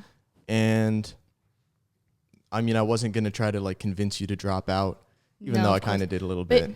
But I didn't really push it because I knew that wasn't what you wanted. Yeah, to, like, you do. kind of mentioned it like snuck it in conversations here and there. But then I was like, you know what? Wait, drop out of what? You just graduated. No, I'm but like saying when we years first ago, started talking. years ago. Oh. And I always said to him, I was like, listen, you can joke about it and you can say it, but that's not happening, because for me personally, I want to get my degree and I want to have a backup. And also it's just important to me and my family. It's just something that was always a requirement. I could do whatever I wanted with my life. My family is completely and 100% supportive of whatever I choose to do. But one requirement that I've had throughout my entire life is to get a degree. I don't need to do a master's. I don't need to go to grad school. None of that. But You're I just saying need an your undergrad. parents' requirement was Yeah, that. I just need an undergrad degree. And who am I to say, no, mom, no, dad, like, I'm not going to do that. They've supported me my entire life. And if I didn't know what I wanted to do with my life, I may as well take this time to help discover it. And honestly, it wasn't until I was on prep in my third year. So I started my prep for my comp in November 2019, in right? November of 2019. Yeah, in November of 2019. And wait, really? Mm-hmm. Okay, yeah, November of 2019, and then I competed in March, and it was during that prep where I was kind of like, damn, like I really love this, and I was kind of getting not recognized, but like more people were starting to like interact with my content. Yeah, the Explore page was loving you. Yeah. Or the hashtags. Yeah, for sure. Yeah, Explore hates me. Hashtags love me. And yeah, and that's when I kind of realized like I would really love to make this a thing. So now I'm kind of Okay. hopefully full force into trying to make it something, but who knows? That fingers crossed. We'll see. But yeah. Avery does have to go. She's got to go to work. She's a working class citizen. Bro, what the fuck? This thing's just a little janky. Don't worry about it. It just wobbles. Oh. She's a working class citizen, so she does have to go, but I can just let her leave and then we can continue talking. Mm-hmm. Maybe Val can hop on and talk about the fucking... The prep stuff. Yeah. Should we just do it right now? Yeah. All right, Avery. Thank you very much for joining us. Yeah, Hi. that's your first impression of Avery. If you guys don't watch my YouTube video, then there you go. And we're back. We are back. Sorry for that. She's got to work, got to put food on the table, got to put the clothes on the... Got to put food in Cal's mouth. And the clothes on the kid's back. Hannah, Yeah. you know what you didn't say when you were talking about physical qualities? What? My ass. Oh, okay. That's a given though. That's a given. It's actually insane, guys. Yeah, it's She loves it. Do girls like Yes. butts? yeah. Yeah. Do your hip thrust, guys. Yeah. For sure. I don't get what's so attractive about it. Because it's like the most powerful muscle group. It's like your posterior chain. It's what You makes think you that's a what it man. is? You think it's like some caveman shit? Yeah, 100%. That you're I don't know. Well, I don't know what it is. Like I can't pinpoint it, but there's a reason why girls like baseball players and like baseball pants. They all got huge asses. Have you done a Well, no, because like have you done a foreplay? What? Like you're wearing like a baseball outfit and like Hannah's like the umpire and you're I like, got "Strike." the whole uniform on except just my ass is cut Yeah. out. No, they like the pants. They like the pants. No, I know. They like But the ass in the pants. I think it's because like the whole posterior chain, like hamstring ass tie-in with the lower back and like thick back. It's just the overall shape. It's the same reason why, I mean, probably not the same reason, but similar reasons as to why guys like it for girls. It's just the entire shape. It's like having shape on your body. True. I don't know how, like, yeah. I can't pinpoint I mean, it. now that I think about it, like a guy with like a board Yeah. would be pretty ugly. Yeah, because it just like if you have a good front, but then you got no posterior chain, then it just looks like you're a fitness model, but you don't actually look like You work manly. Yeah. Like you don't look like you can like move weight. But you know? also, again, or be it's powerful. so different. Like, if you're going to ask me or Avery or Val, Val, do you like asses on guys? yeah, but that's. She nodded her Yeah, head. but Val lifts. I know. So you got to ask. No, but I them. think but I think it's pretty much right. I've seen. Yeah. I think it's I just never knew why. intrinsic. Yeah. I think all girls appreciate it, but It's not. they might like not a- even notice that they appreciate it. Right. Yeah. Okay. I agree with that. What the fuck were we talking about Dude, before wait. Avery left? Nice. What's because that one says what's best muscle group. Oh yeah. Or maybe what's your favorite? Not necessarily the best, but what's your favorite? What's your favorite muscle group on a guy? Not necessarily James, but Right. Well, what's your favorite muscle group in general on a guy, and then what's your favorite on me? But that would kind of go Okay, together. sure. Chest or You really shoulders. You really like V-line. Yeah, but I'm talking about like overall like developed muscle. True. So I would say chest. yeah, but no homo, your fucking V line is so aesthetic, dude. Thanks, bro. I know it is. So I don't know why. insane, I bro. think it's become more prominent recently. I don't know. Like the growth. Oh wait, do they know you're on growth? Yeah, I mentioned it in your video. Okay. Remember? Oh yeah, I'm just on 2 IUs of growth today, but the V line, for those of you that don't know, it's like connects to your wiener and it goes up around your hips. It's called the Adonis belt, and it's like the bottom part of your abs that like sticks out. And I it feel makes like everybody a V. knows what a V line Yeah. is, but And I don't know why it's gotten more pronounced. Maybe just like, I mean, it's muscle, so maybe just like deadlifts and squats Yeah, and just like, whatever this muscle is growing. Yeah, Whatever that muscle is coming out, and then the sides are staying tight. yeah. yeah. It comes out like a half inch out of my. Yeah, it literally Body. looks so Yeah, sick. it's crazy. Like it's some Ziz type shit. Thanks, bro. Yeah, like it's fucking sick. Favorite muscle group. I can't pick one. I just can't do it. You just like big motherfuckers. Yeah. But also like Some girls like legs are just so aesthetic too. I was gonna say some Like, girls like just- legs. Like I'm fucked.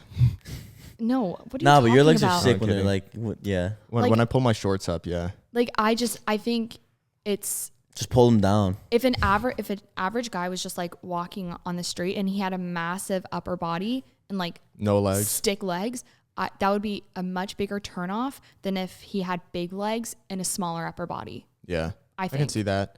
So that Val's adds, nodding. Val's nodding. That It's true. adds to just like the idea of like a powerful physique looks good to a woman. And Yeah. that's where I think personally that guys are like a little bit wrong with, like, they want to get aesthetic, but they ignore, like, part of being aesthetic to a woman is also like looking powerful. And if you just train your upper chest and your biceps, you might have a big upper chest and biceps, but you're not going to look like a powerful man. And I don't think the women like that look. It's overall balance. But you're and- good. You're getting a fat ass because I've been training you. You've been doing your squats and deadlifts. Your quads blew Yeah. up, eh? And you got My huge quads have gotten pretty big. Yeah, No more So- fucking deads for me, bro. yeah, Tired of this that shit. is true. You should just do the inversion table. My inversion table. Do that Yeah. for like 10 minutes every day. But some of you guys were, honestly, you guys were telling me, what's that supplement that they were saying? The glucosamine? Glucosamine. Yeah. Yeah, a lot of It you guys like were saying lubricates that. your joints. Yeah, I need to get some of that. I might order it on Amazon right now if they have it. Hannah, answer the fucking question. Most important muscle group. You got to answer it right now. I- You like forearms because you do, like but- complimented my forearms. But that's not something that like previously before we were together I was ever like, oh my gosh, forearms. That's true. So if I'm overall, I would Chest. chest. What about Yeah. biceps? But yeah, biceps and you know what, just everything. I think biceps I is just can't- like the classic, bro. It's just like, it's the staple. But also having Yeah. capped shoulders as well. Like I think on a No woman, natties for you. I think on a woman as well, just like having capped shoulders is just so aesthetic, and it's same with males. Like just having, I don't know. Yeah, You just capped like the shoulders. aesthetic, I like ju- the I V just can't- taper, Yeah, I just can't choose. Yeah. I think I whatever. So listen, can't. guys, if you're a guy and you want a girl, just train Train everything. Look everything. powerful. train everything, look fucking aesthetic, Yeah. and be handsome. It's not even have like fat ass. you don't even need to be like super massive. It's just having a well balanced physique. Yeah. Like you What don't about need Chris Bumstead? but Chris is. I mean, I think Chris is aesthetic. I think he Girls has, love him. If I looked like Chris's current physique, like the biggest he's ever looked, do you think that I would be too big? I think so, but Damn. I don't know. That's the thing. I haven't seen. I think it's different in person than on Yeah. Instagram. So I haven't met Chris. I don't know what Chris looks like in person. I think for classic, he's like He looks insane for it's classic. it's unreal. So, but he's I just don't know. I think It's She hard to likes the say. classic. She likes 212 division classic motherfuckers. I think that if I looked like Chris. If I just snapped my fingers and looked like him, you'd be like, oh, you're too big. But I think it would grow on me. If we stay together Yeah. and I slowly get bigger and bigger and like It's a still look gradual- aesthetic, then yeah. you're not going to be turned off by it. Yeah, exactly. And plus, if you're a competitor and that's your goal at the end of the day, then to each their own. Who am I to say, Yeah. James, stop growing? Like that's on you. That's No, completely your choice. you'd never say that. Yeah. You'd never say that to me, but you might be like, oh, you're like a little too big. Right. But I've never said that. And I don't That think is I true. would. Unless you start I turning did into ask- bodybuilding Oh yeah, size. fuck that. I'd No, be no, like, no, no, nah, no, nah, no, nah, no, nah, never, nah, nah, nah, ever, nah, nah. never. But No, you no, did no, say no. you did say a while ago, which kind of spooked me, and this is when I was full bulk and I just looked fucking huge, and I said, Hannah, be honest, am I getting too big? And you said no, but like you're getting there, and I'm like, fuck. Uh-oh. SpaghettiOs. Yeah. I don't know. I mean, I'll just start wearing oversized everything, so then it doesn't look bad. I like that fit. It's because Vical, guys. Yeah. Viscal. Coming soon. Yo, I wanted to ask Avery this, but she's not here. But we were talking about your thoughts on us being on gear steroids. I think Avery would have a similar opinion. Well, to me. she's already told me. Yeah. So personally, I was skeptical at first, just because I'm not educated on gear or anything like that. I don't know the side effects. I don't know what each one does. So again, that's another thing that James has to kind of sit down with me and explain what each one is. But my opinion on it, I'm very neutral. As long as it doesn't affect our relationship, as long as it doesn't affect. No, I'm good. No, it doesn't affect our relationship, but like as long as he doesn't treat me differently or doesn't treat his friends or family differently, then I don't see it as an issue. As long as he's taking care of himself, I'm always asking him, okay, make sure you go get blood work done. Please go get, he's got to go Working do on that. that. Yeah, he's working on it. You're working on it. He's working on it, but as long as When's the last time you got bloods, bro? Don't worry about that, bro. but yeah, I'm consistently, just saying as long as you're doing this, and it doesn't affect us or me or him or anybody in his life, then who am I to say stop doing it? Again, it's his life. I can't tell him to not do something. Do you ever think that you're gonna, because you're a lifetime natty, Right. so do you think that you'll ever take like Anavar or something for bikini? Honestly, I haven't given it much thought. I don't know what level I will be at for bikini. My goal is to get a pro card. I don't know if I would ever aim to go on the Olympia stage. Yeah. However, a lot of bikini competitors who are on the Olympia stage are on gear, but on the flip side, a lot of them aren't, and they just are freaky. So Daraja Hill, I don't know if she's taken like, half natty stuff. I don't know if she's, for example, Turk. Like we don't know if she's had a substance. Yeah, like, but I mean, if a girl took Turk, Like I wouldn't say she's right, on natty. right. But I'm saying like, Clen or something. I don't know if she's taken Clen, but Clen's prominent in bikini. yes, Yeah, and it Clen is. is the most unhealthy supplement, like the most unhealthy thing. It's not gear, but it's probably the most unhealthy thing that you can take aside from like an AI, aromatase inhibitor. Right. So but personally, I honestly haven't given it much thought. I just don't know where I will be at that point in my life, what level I want to be at. Definitely my pro card. I would really like to get my pro card naturally. I don't plan on doing anything to get there. that's a flex.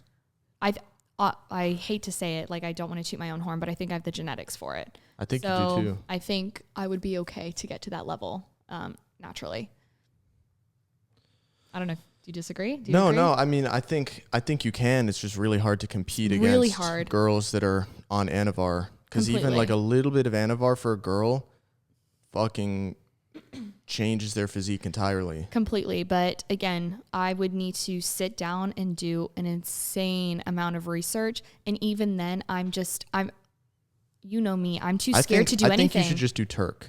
Yeah. Because We'll I think see. if Turk works a little bit for guys, it should work a lot bit for and girls. Turk is natty too. But the thing is, it's like anybody who knows me knows I'm too scared to try anything new, right? I went to university for 4 years and I literally didn't do anything.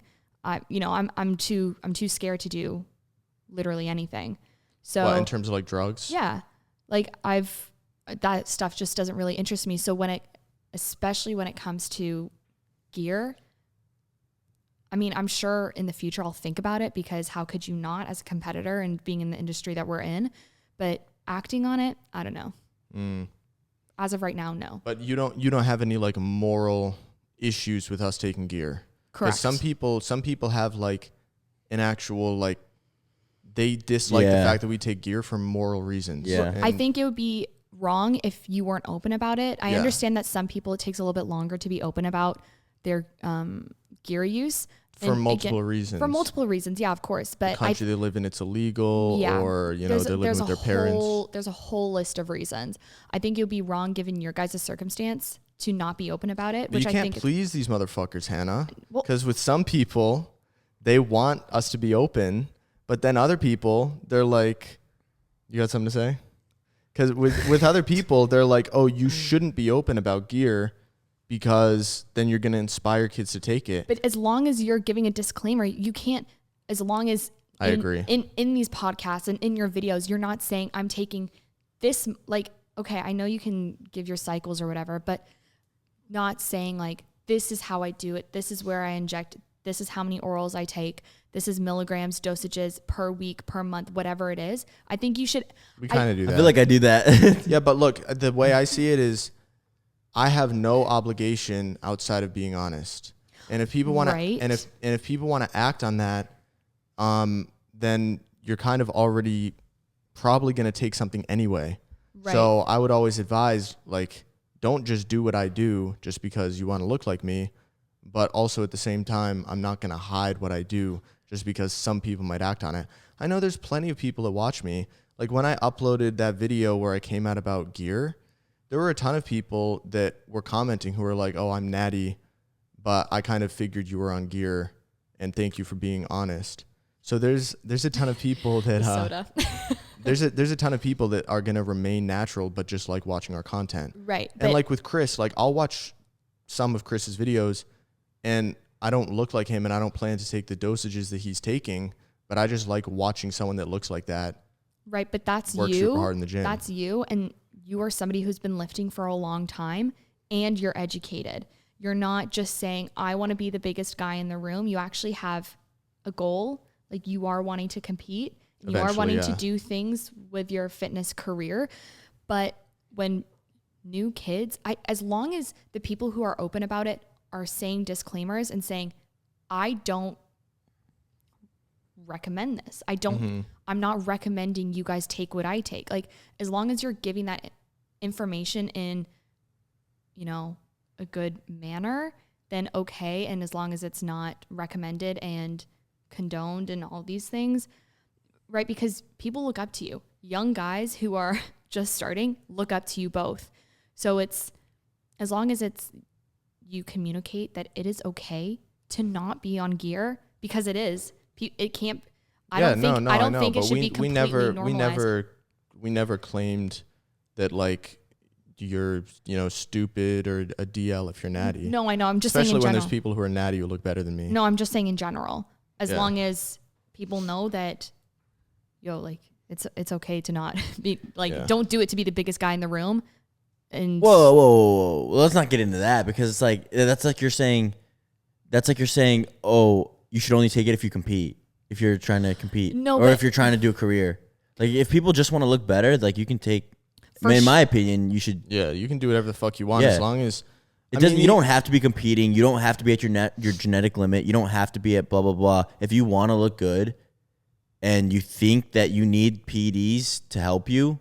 But if it's just for an ego thing, like not if you're just doing it because I'm doing this because the other guy in the gym is bigger than me and he's doing this, then I need to take PEDs. If you're doing it for your own personal reasons, then you're saying, I would like this because of XYZ. I would want to do this because of these reasons. So be it. That's like, do your thing. Yeah, But then you're saying, but if you're doing it for ego reasons, don't do it, basically. I'm saying I think most of it stems from ego reasons. It is ego reasons. And at least when someone, no, it's good. At least when someone is honest to themselves about like, oh, I just want to take this so I can be bigger than the other guy.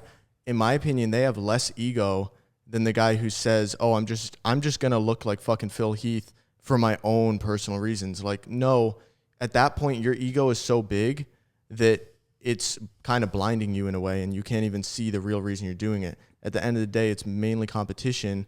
And like the reason you want to look good is because you want to stand out, and you want to stand out so that you're better than other guys. Okay, fair point, but fine. I see what you're saying. I'm not saying it's right.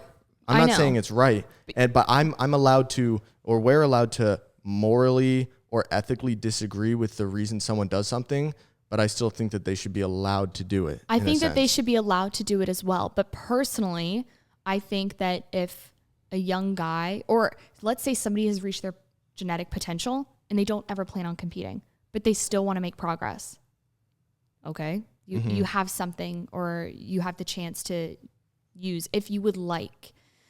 But if you're just starting off personally, and it's like, I understand that people on gear, there's this misconception that when you're on gear, you don't work as hard. If anything, you work harder.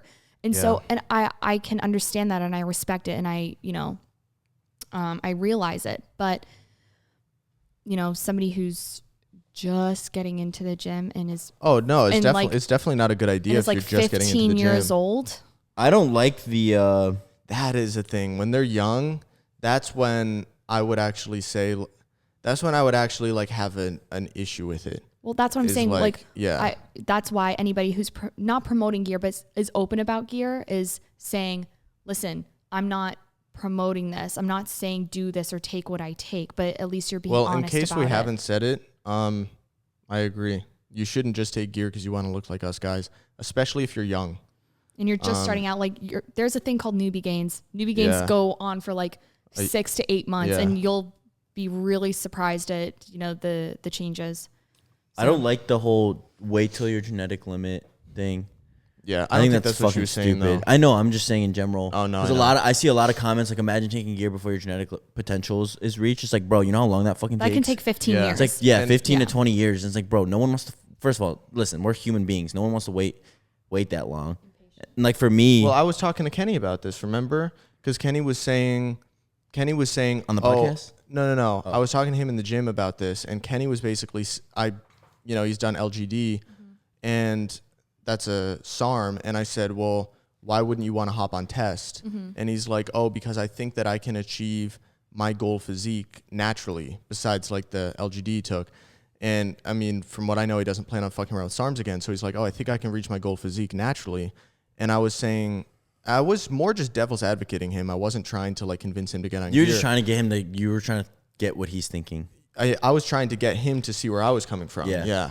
And I was saying, well, okay, let's say you could achieve your dream physique naturally in your lifetime. What happens if it takes you 12 years to hit your genetic limit and you only look like your dream physique when you're like 32 years old, and then you're past your prime years, or I mean, maybe not past your prime years, but for me, it's like I want to look like my dream physique or close to it like the peak when of I'm your in my life. early 20s. Yeah. That's fair. So it's like, okay, like, yeah, you can say it's a shortcut or whatever, but I don't want to wait until my genetic limit and then I'm fucking married with kids. Right. And it's like, okay, great. Now I look like this. I mean, yeah, like I agree, but I'm just saying if somebody was lifetime natural and had hit their genetic potential and they then, have an avenue. Yeah, then okay. But again, as long as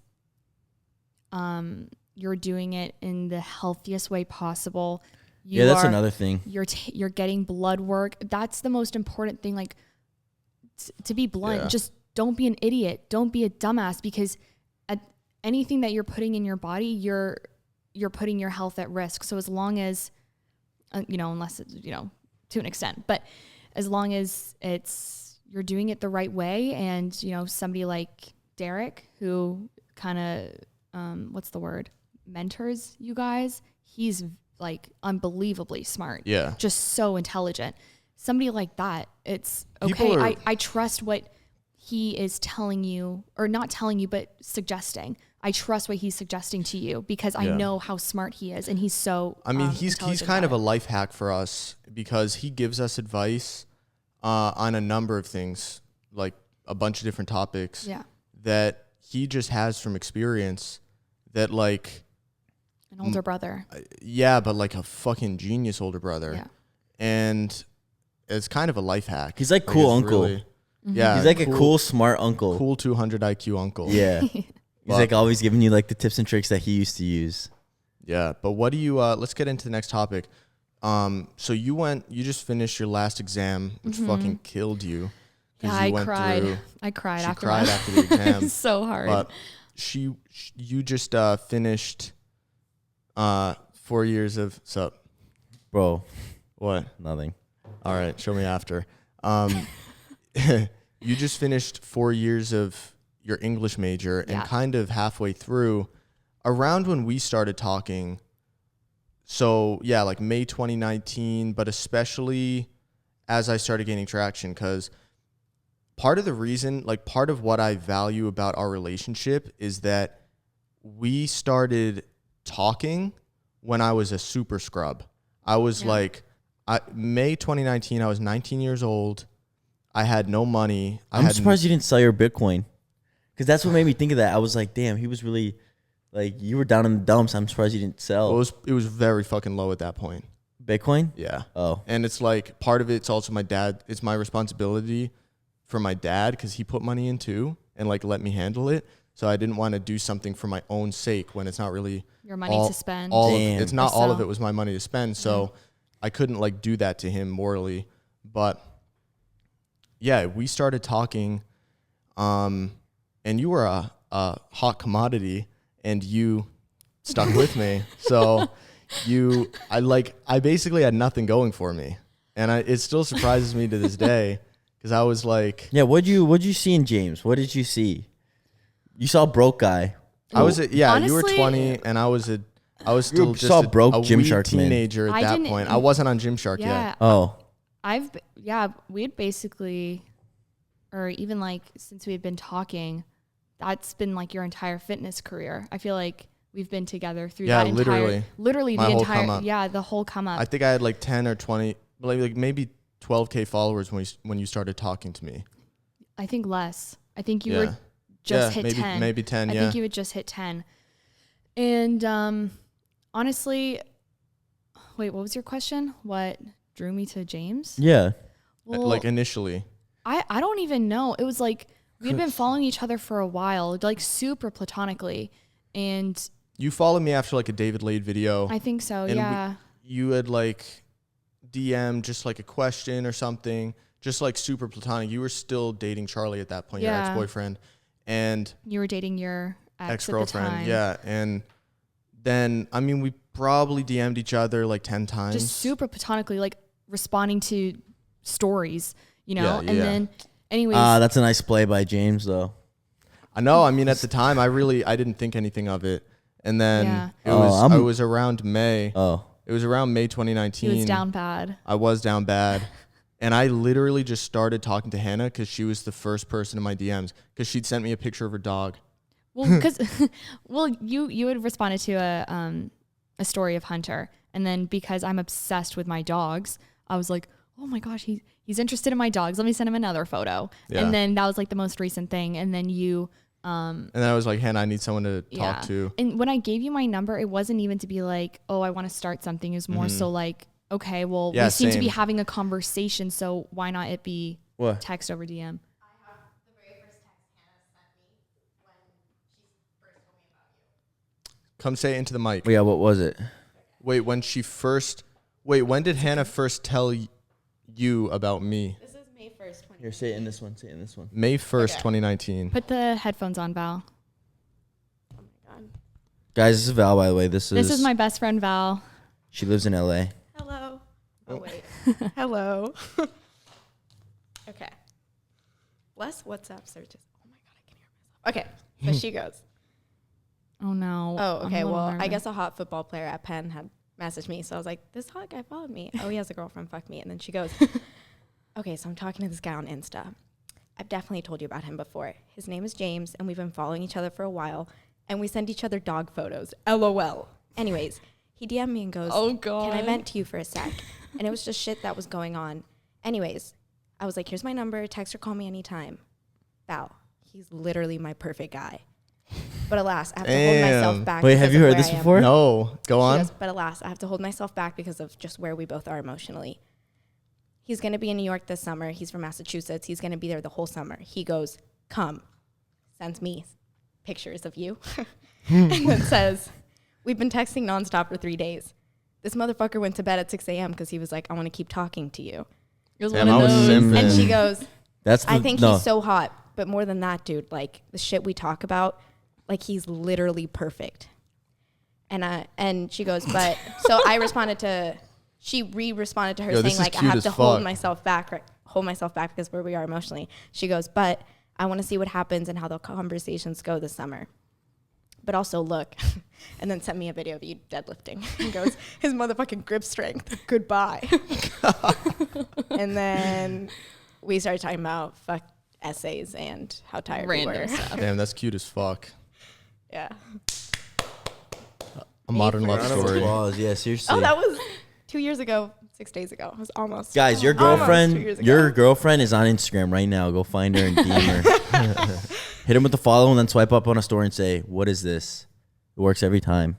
Literally just ask, "What is this?" And then they're like, "Oh, you're interested?" And then they type whatever the fuck it Honestly, was. especially, well, find out what they're interested in. Cause like me, I'm just obsessed with my dogs. Like love them with every part of me. And so somebody responds to my dog story. Like, Yeah, who started the dog thing between you two? Because I that think was it was- James. That was perfect. no, I think well, he No, I responded mean, to I my- wasn't. I literally just saw a cute dog, and I was like, "Oh, the cute boop. dog." Yeah. The boop. Yeah. I think it was the I think it boop. was the boop. Yeah. Anyways. The boop. It was- She posts a picture of her dog and then There's, like, puts boop on the nose. Yeah. Like she writes it and puts it on the nose. yeah, I think it was that one. But I don't know. I don't know what, like, I think after that video with Dave, I think it was the one where you guys were just talking like about so much stuff. Yeah, yeah. And it was just really intriguing. I was really interested in it. And I just hit you with the follow. And I don't know, like literally a year or two, I don't know how long it was. But anyways, and then we just started talking, and then we kind of, the stuff that we were talking about were things that I kind of wanted to get out of the way that kind of not concerned me in my previous relationship, but kind of where we butted heads. And we got that out of the way. And we agreed on all of it, And too. we agreed on it too. And that was like a huge sigh of relief.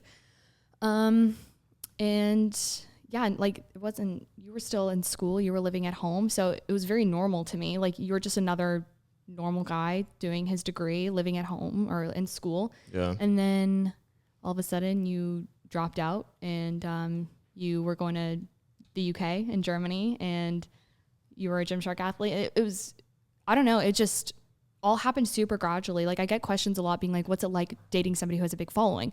I don't think about it because it's not we've like, been together since I was like a nobody. yeah. Yeah. Well, you weren't a nobody. Don't say that. But Well, you know what I mean. One of a social media nobody. yeah. One of the questions was, well, how do you feel about girls just DMing him? Because you know they're out there, right? Yeah. I mean, we, Like trying to get you in trouble. when we get funny or when we get DMs from people, we like, or if I get DMs from guys or he gets DMs from girls, we're like, oh, haha, look at this one.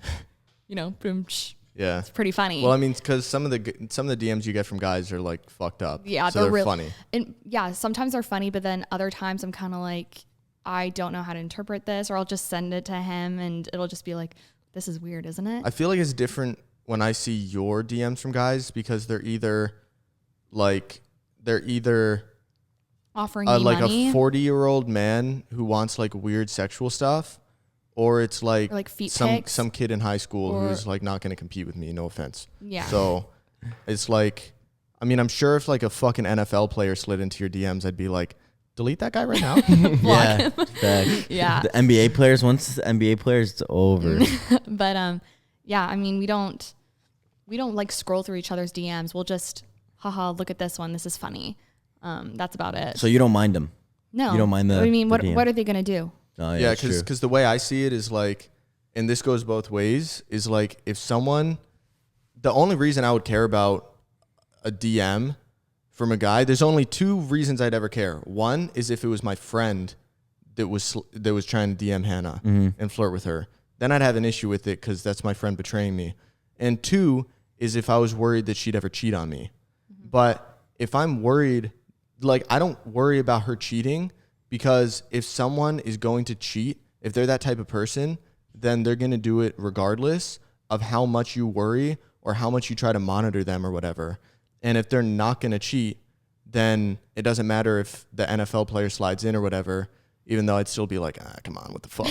But it doesn't really matter at the end of the day, because it's like, okay, go ahead and fucking cheat then, and like See what happens. See what happens. Yeah. Like, So I'm not going to try to prevent someone from like doing something bad. If they're going to do it, they're going to do it regardless. Yeah. So Like, that's if you have the to way I see intervene it. to keep someone from cheating. That's a problem. Yeah, in that's itself. not The good. problem's already there. Yeah. Yeah. Yeah, exactly. So I don't know. What else? What do you care about gyno? Because I know Avery, I got 'cause gyno. Avery doesn't even know what really gyno is. Okay, so I didn't really understand see it it. right No.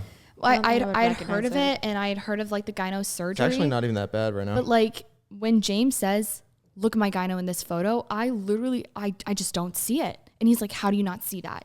But he'll say, "Dude, look at the gyno in this photo," and you'll be like, "Yeah, dude, like maybe you need to edit that." Yeah. Or whatever it Because he may notices be. it. I 'Cause know. he has it Exactly. too. And vice versa. But if you were to ask me, I'd probably be like, "That looks I Like a I don't normal know what- nipple. Is it like the areola or like the pointy I part? think it's an areola. So for me, it's the actual. For him, it's like Yeah, pseudo-gyno. mine's just the So he just has like fatty areolas. Yeah.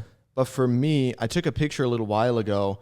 For me, it's different. My areola looks completely normal, but I have a gland. Hold on, I don't know what pictures are in here, bro. I have an actual, like, my mammary gland has actually put on tissue. So where the fuck? lactate soon. Yeah. There's literal guys I who can't find this lactate. picture, Fucked.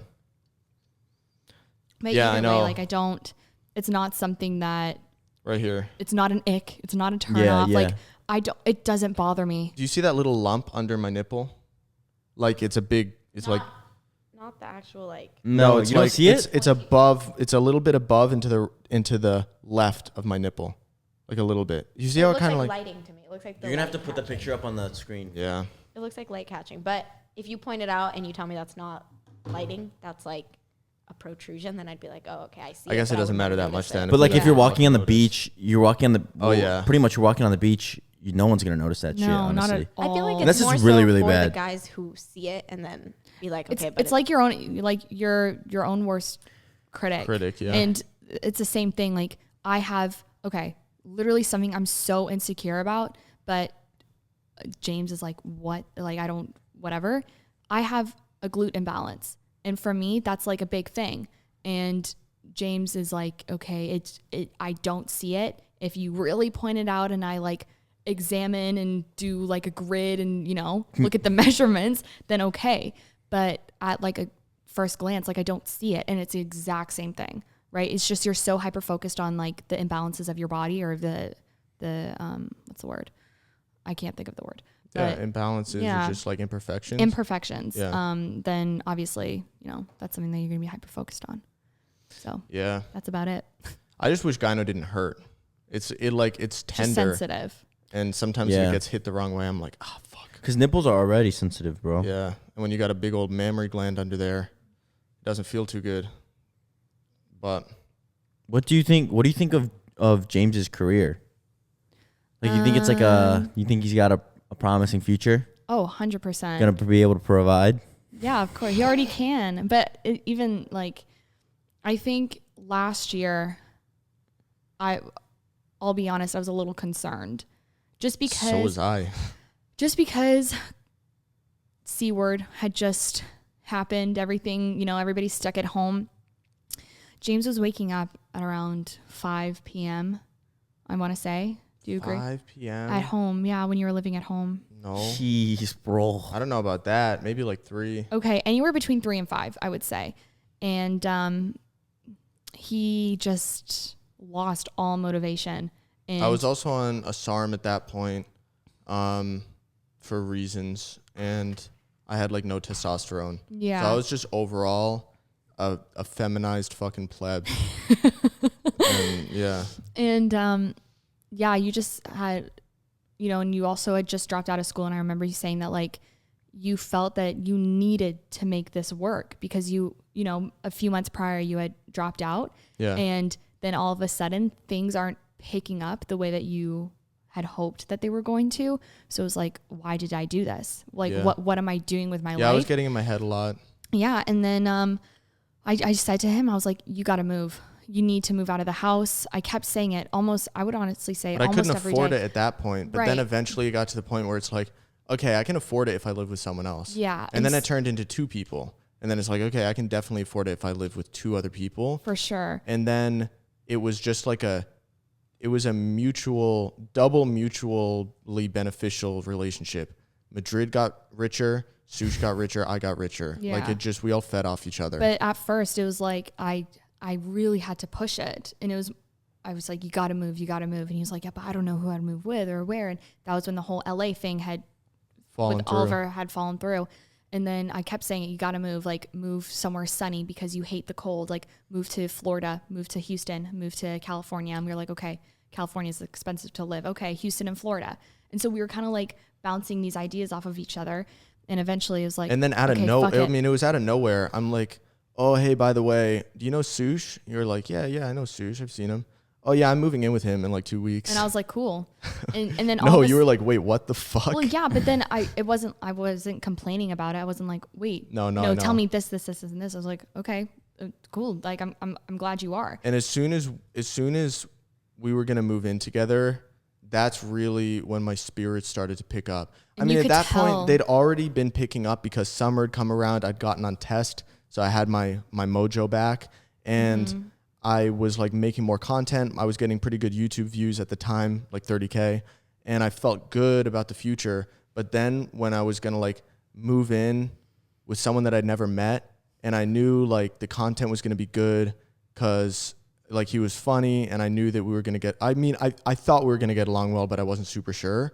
It just made me way more hopeful at that point. But like you just changed. Like it was a night and day. Yeah. You know, just in terms. Also, even little things like taking care of yourself, like shaving. You know, yeah. something as I had simple a as beard. that.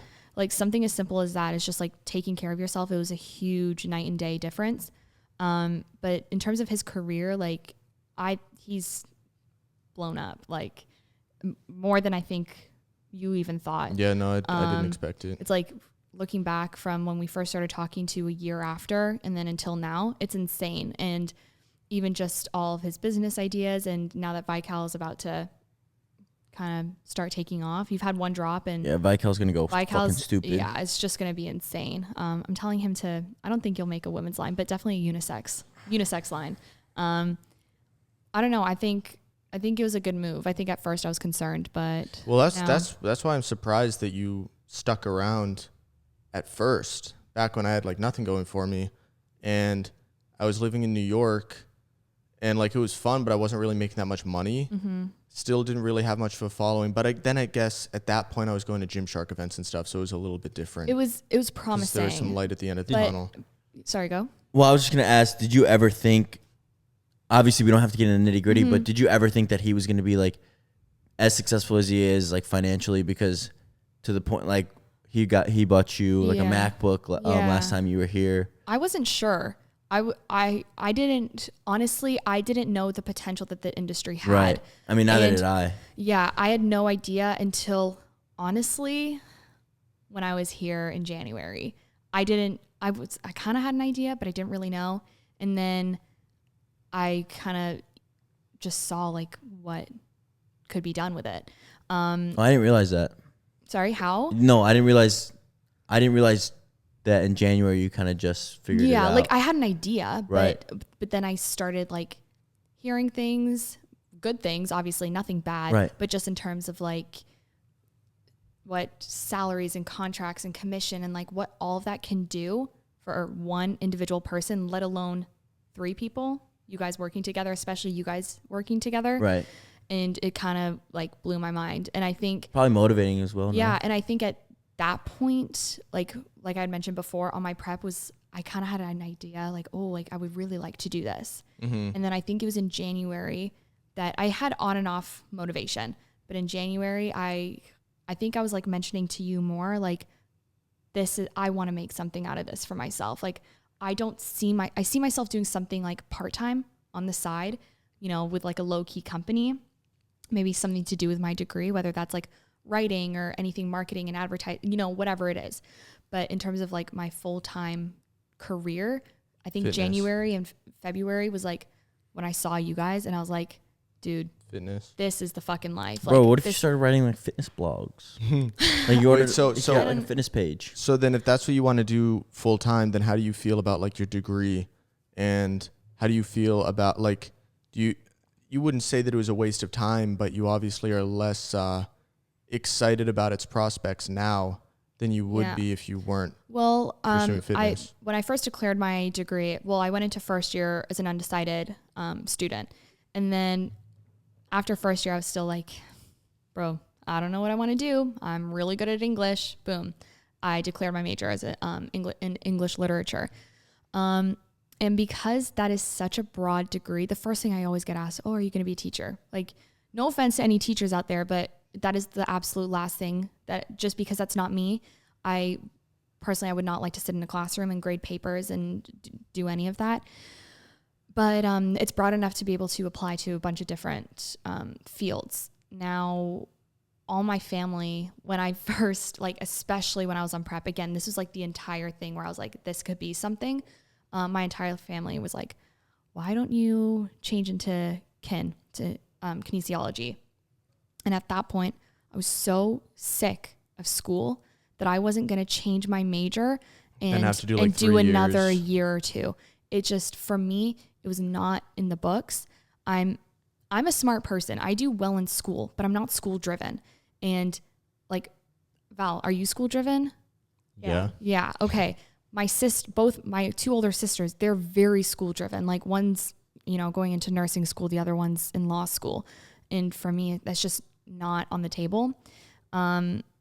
So I don't know. It's like a whole whirlwind of emotions. And I definitely recognized that in January or February when I wanted to actually do it. But I don't know. It's scary. I'm really nervous about it. That's the thing with this industry or field or however you want to call it, like how we make money, this career, is that it's so, we've talked about it before. It's Unpredictable. there's no set future, you know? Yeah, there's no boss telling you that you'll make this much money if you Yeah, there's not come like in at this time. Yeah, there's not like a contract that I signed that's like, I will make this Be a much fitness in influencer. 10 years. Yeah. Every month is a different income. Yeah. Yeah, there's And- no safety net. And you know about it now because you're on Gorilla. Yeah. Code but- hand. Yeah. Code hand. Thank you. Yeah. And everything, like I was selling, I launched my gym program in January. It's still doing well, but it was just like a huge jump in January and February. And like, I was so shocked at how well it did. And obviously, because I'm not promoting it as much anymore, it's not doing as well, but it's still up there. Like it's still selling. But then I realized, look at January and February versus March and April. Right. It's completely different incomes from that one source. Mm-hmm. And again, I just got on Gorilla mid-March. Yeah. And that, Added to your income. Yeah, that income, if we were to take the end of the month and estimate what it would have been for the full month, is completely different what I made in March. Mm-hmm. Sorry, April. Am I? Yeah. Everybody's keeping track. Okay. Right. So it's like, it's all inconsistent. And again, that's scary, especially for me, because I'm just, You like order in your life. I'm starting. I'm like, I literally have a spreadsheet of Yeah, January. that's what I'm saying. Like you're an orderly person. Yeah. So you don't like that. What's the word? You don't like that uncertainty. Mm-hmm. So we'll see. I mean, I think I have a lot of hope for the There's next definitely a lot of few months. anxiety. Yeah. And Yeah. I don't have anxiety, but I can be an anxious person. Mm-hmm. So having something that's super inconsistent, and it does help though that like my mom and my stepdad, they have their own company and it's all based around social media. So they can kind of give me their insights, and all of my friends, for the most part, I'm surrounded by people who are very successful in the industry. And it's not only, you know, what's like that saying, like the 5 people that you surround yourself by, like you're going to be the 6th. Mm-hmm. Like that's what it feels like. And it's not so like, I'm not envious at all. It's more so motivating. And like, I think it's really cool. I don't want to live a 9-to-5 desk job. Not that that's, you know, not what some people like, but for me, that's just not me. It's not my personality. I feel like I'm a lot more outgoing and I have a lot to share.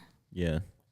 Well, I think that like influencing itself in social media is going to be almost like the new 9-to-5 in coming years, because I think like all these corporate jobs, all these like industrial, listen, I don't know shit. Okay. So don't take what I'm saying seriously, but like all these like jobs, I feel like computers are kind of taking over for them now, and like software and stuff. So less of those jobs are needed. And then it's like, what else are people going to do? It's like influence like the youth, because if you influence the youth. Well, it's going to be all influencers and software engineers. Yeah. Because it's going to be because you need people to make the computers. Yeah. But then who are you influencing? Like, who are the The followers? kids. Like, know. it's like, that's why it's good to be young. But then and that's relevant. also scary, because that's a huge responsibility. And that's where, you know, the internet, I think it depends on how you use it. It can either be detrimental or it can be so powerful in such a positive way. And if that's the path that we're going on, then it can be, you got to choose. Is it going to be dangerous or is it going to be powerful? And I think that's scary, you know, because who are we? We're 22, 21, 20, 21. Like who are we to say that we have so much power and influence to, you know, to teach or influence these younger people? It's Yeah. I mean, I said that on my Q&A on my IG story. I was like, I think it's matured me more than anything else I've ever done in my life. yeah, Because like I have like this responsibility of however many, people, you know, like probably 16, 17-year-olds. Like I'm influencing them with pretty much every decision I make probably influences 10 people out there, you know, at least, like little shit like that. So this, like, it adds up. especially with So- you guys. Like you guys have a cult, if we're gonna Yeah. say it, you know, which it's amazing. Like Right. like what I see is amazing, but And it's, that's why we're so successful, is because Exactly. they're allowing it to happen. Like, exactly. But that's when it starts to it gets a little bit scary, Mm-hmm. I think, for sure.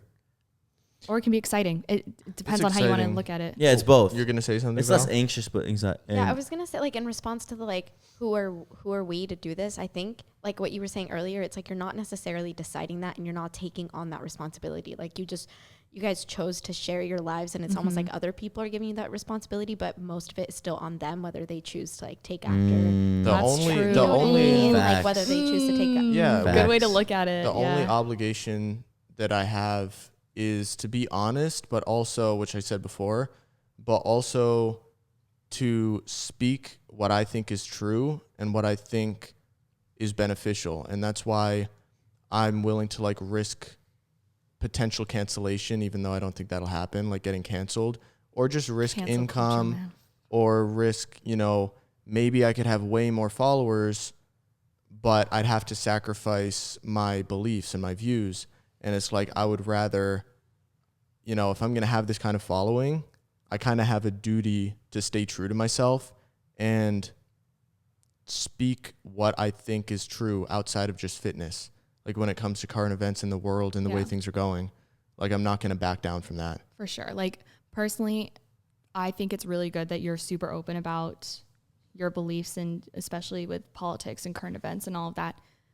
Like I said, I'm not really one to talk about that stuff. So I think it just depends on your niche and what, you know, you choose to talk about. Like personally, I probably will keep my mouth shut about my personal beliefs and my political views.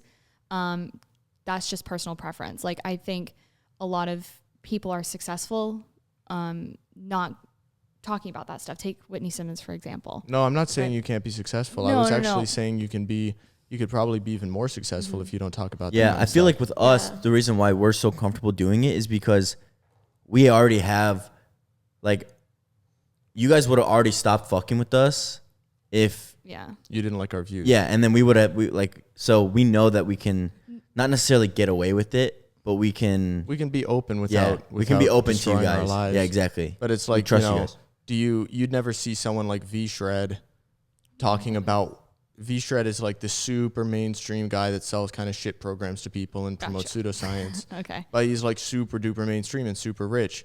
And you'd never see him talking about, his views on culture or the world, because at the end of the day, you're going to make more money by not talking about that stuff than by talking about it.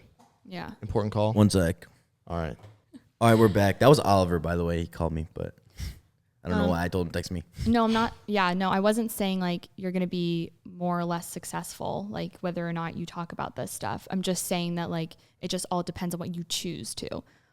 I know.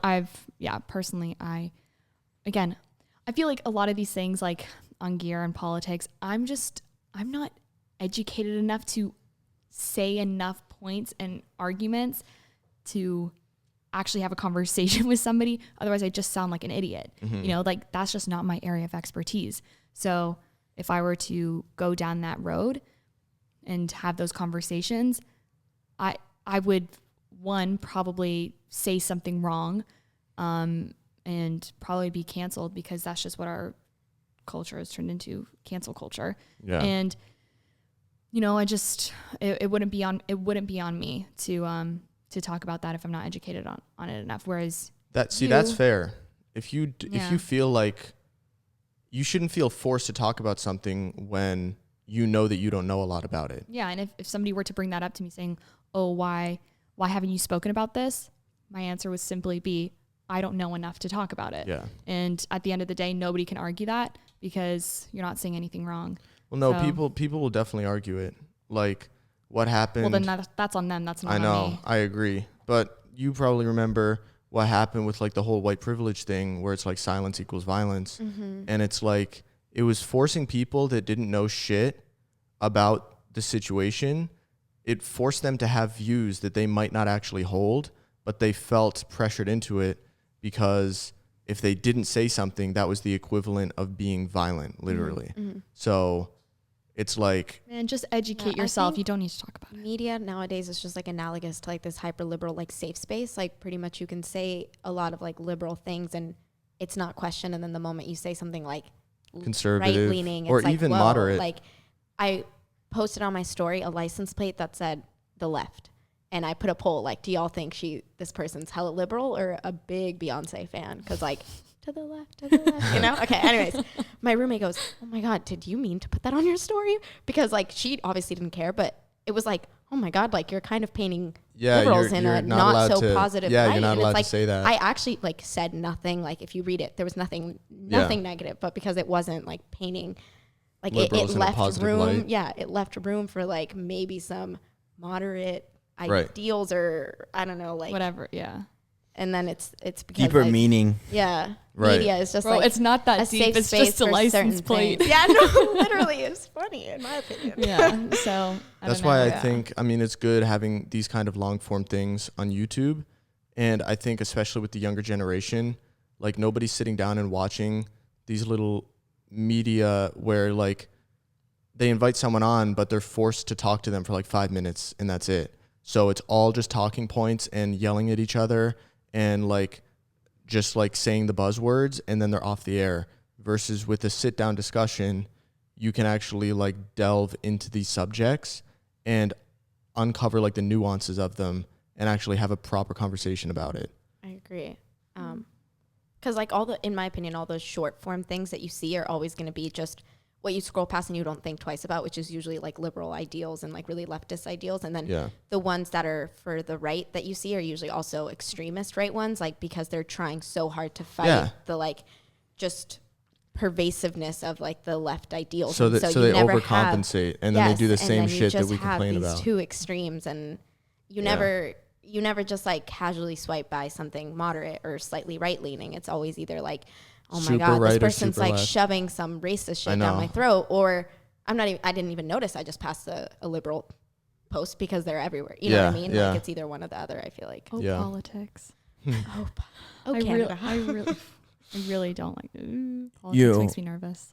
I was gonna say, yeah, I want to switch topic off politics because, well, we didn't talk about. I want to talk about the Greg Doucette thing real quick. Oh shit, that's right. Because Greg responded to MogCast. He might be watching because he says he watches some of our shit. Greg responded to our MogCast episode 11 Yeah. with Oliver, and I mean, it was a good response. He didn't say anything bad. I think he may have taken it a little too serious, which is kind of like his joke. I mean, maybe he's just like out of the loop, you know.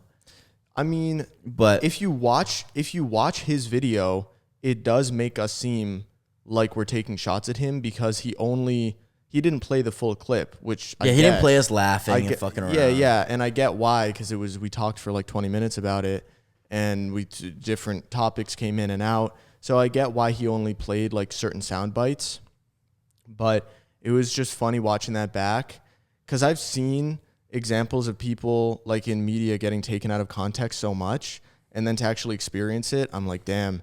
So that's what it feels like. And all I could do is be like, oh, I hope that people come and actually watch what we said. Yeah. Because the way, and I'm not saying it was even his fault. Yeah, it wasn't even bad though. Like, it wasn't bad at all. But the way that He even posted about would- us and shouted us out on Instagram. Yeah. And like, I think he was just trying to get the video done in less than 2 hours. Because if he played the full thing and he's got to respond to each thing, it's going to be a super long vid. But just the way that it happened, all the little clips that he took, it kind of like where he would decide to end the clip or start the clip, it kind of was only like negative stuff. But the actual full clip was much more easygoing. So that's what you were saying about him taking it like a little too And then seriously. the Greg cult came. Not really. A few of them. I was surprised how Some of you guys are few- fucking blindfolded though. It's crazy. I know. Can I just say though that I don't know if Greg's watching this. If you are Greg, the calm video. Yeah, we watched calm it together. demeanor. It really, yeah, we put it on the TV and I sat down. The speakers were going. Yeah. My ears weren't hurting. Honestly, like it was a very entertaining video. Yeah, it was and nice like, to watch. I've watched a few of Greg's videos, and I'm just like, they're not like the first videos I click on just because I mean I He's don't yelling really a lot. In yeah, them. but also the only videos I really watch are James's and Sush's. But if I am to watch a Greg video, usually I will click out within the first few minutes only because I'm like a more quiet. Yeah. Like that's just what I prefer. And I just want to say that response video, I really, really enjoyed. Yeah. Just the normal talking. It was actually, even if, you know, what you guys were saying before. Well, most of the comments agree with that too. Yeah, most of the top comments were like, dude, I actually really enjoyed the like quieter Greg. But yeah, overall, I don't think the Greg cult really attacked us that much because No, I don't think so I think either. maybe No. I was just joking. There were like a couple of guys. there were some blindfolded guys who definitely just came over to the video just to leave the comment. But I think what ended up happening, because that episode ended up getting a lot of views after his response. So I think what happened is a lot of people came over and they skipped to the part where we talked about him, and then they saw the full context of it, and they were like, okay, like they weren't really saying anything bad, you know? What did we start talking about right after?